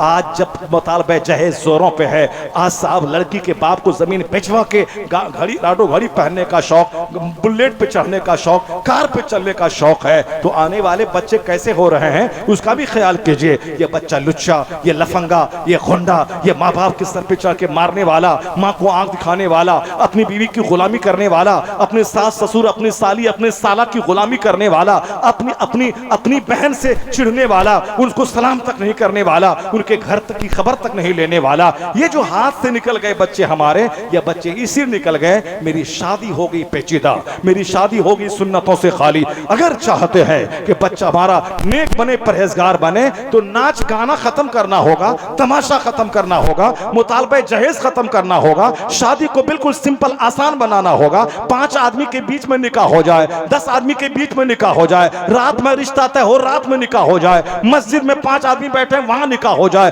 तो क्या मतलब? कानून मुस्तफा ये बता रहा है जब शादी आसान होगी तो ज़िना मुश्किल हो जाएगा, और जब शादी मुश्किल होगी ज़िनाकारी आम हो जाएगी। मुसलमानों की बेटियां आज काफिरों के साथ भाग रही है, क्यों? शादी मुश्किल हो गई। अगर शर्म गैरत और हया सीने में मौजूद है, जो साहिब मकदूर है, जो साहिब हैसियत है, जो 1 करोड़ की शादी कर सकते हैं, उसे मुस्तफा का चेहरा देखकर, फरमान देखकर, उसे ताकत के बावजूद अपनी शादी को सिंपल करना होगा, सादा करना होगा, मस्जिदों में करना होगा। तो वो माहौल जो मस्जिद नबवी का था, वो माहौल अपने गांव के मोहल्ले और मोहल्ले की मस्जिदों में लाना होगा। निकाह मस्जिदों में करने का माहौल पैदा हो, 5 आदमी के बीच पैदा हो, कार छपाई की पेचीदगी खत्म करें, साहब सजावट की पेचीदगी खत्म करें, और 5 स्टार होटल की होटल बुक करने की पेचीदगी खत्म करें। शादी को सिंपल बनाएं। लड़कियां काफिरों के साथ नहीं भागेंगी, बल्कि लड़कियां मुअज्जब होकर मुस्लिम समाज को आबाद करने लगेंगी। लड़कियां पर्दे में रहेंगी, लड़कियां कनीज़े फातिमा बनेंगी, लड़कियां बाहया बनेंगी। जब लड़कियां बाहया बनेंगी, जैसा खेत वैसी वैसी वैसी फसल, जैसा दरख्त वैसा फल। आम के पेड़ में जब लीची नहीं फल सकती है, तो एक बेढंगी माँ के पेट से एक मुहज्जब बच्चा कैसे पैदा हो सकता है? इसलिए समाज में अचानक सारे समाज को बदलना मुश्किल है, लेकिन धीरे धीरे अपने समाज को बदलने से पहले अपने घर में बदलें, अपने बाल बच्चों को बदलें। पूरे समाज का ठेकेदार मत बने, बल्कि अपने घर से शुरुआत करें। अगर घर में आपके बच्चे अच्छे हो गए, आप घर का माहौल अच्छा हो गया, तो धीरे धीरे आस पड़ोस के लोग आपको देखकर इम्प्रेस्ड होंगे, वो भी हिम्मत जुटाएंगे। सारे लोग अपने घर में सुधर गए, सारा समाज सुधर जाएगा। वरना फिर मुंह देखेंगे वो सुधरेगा तब सुधरेंगे, तो कोई नहीं सुधरेगा। अल्लाह तबारक व तआला हमको आपको सबों को अपने नबी मोहतरम अलैहिस्सलाम की गुलामी करने की तौफीक अता फरमाए। आका इस्लाम से सच्ची मोहब्बत की तौफीक अता फरमाए। सच्ची मोहब्बत गुलामी सिखाती है, हुजूर की इताअत व फरमाबरदारी करने की तौफीक अता फरमाए। सिर्फ ज़ाहिरी शक्ल सूरत का मुसलमान नहीं, बल्कि बातिनी कैफियत वाला मोमिन बनने की तौफीक अता फरमाए। आमीन व आखिर दावाना अनिल हम्दुलिल्लाह।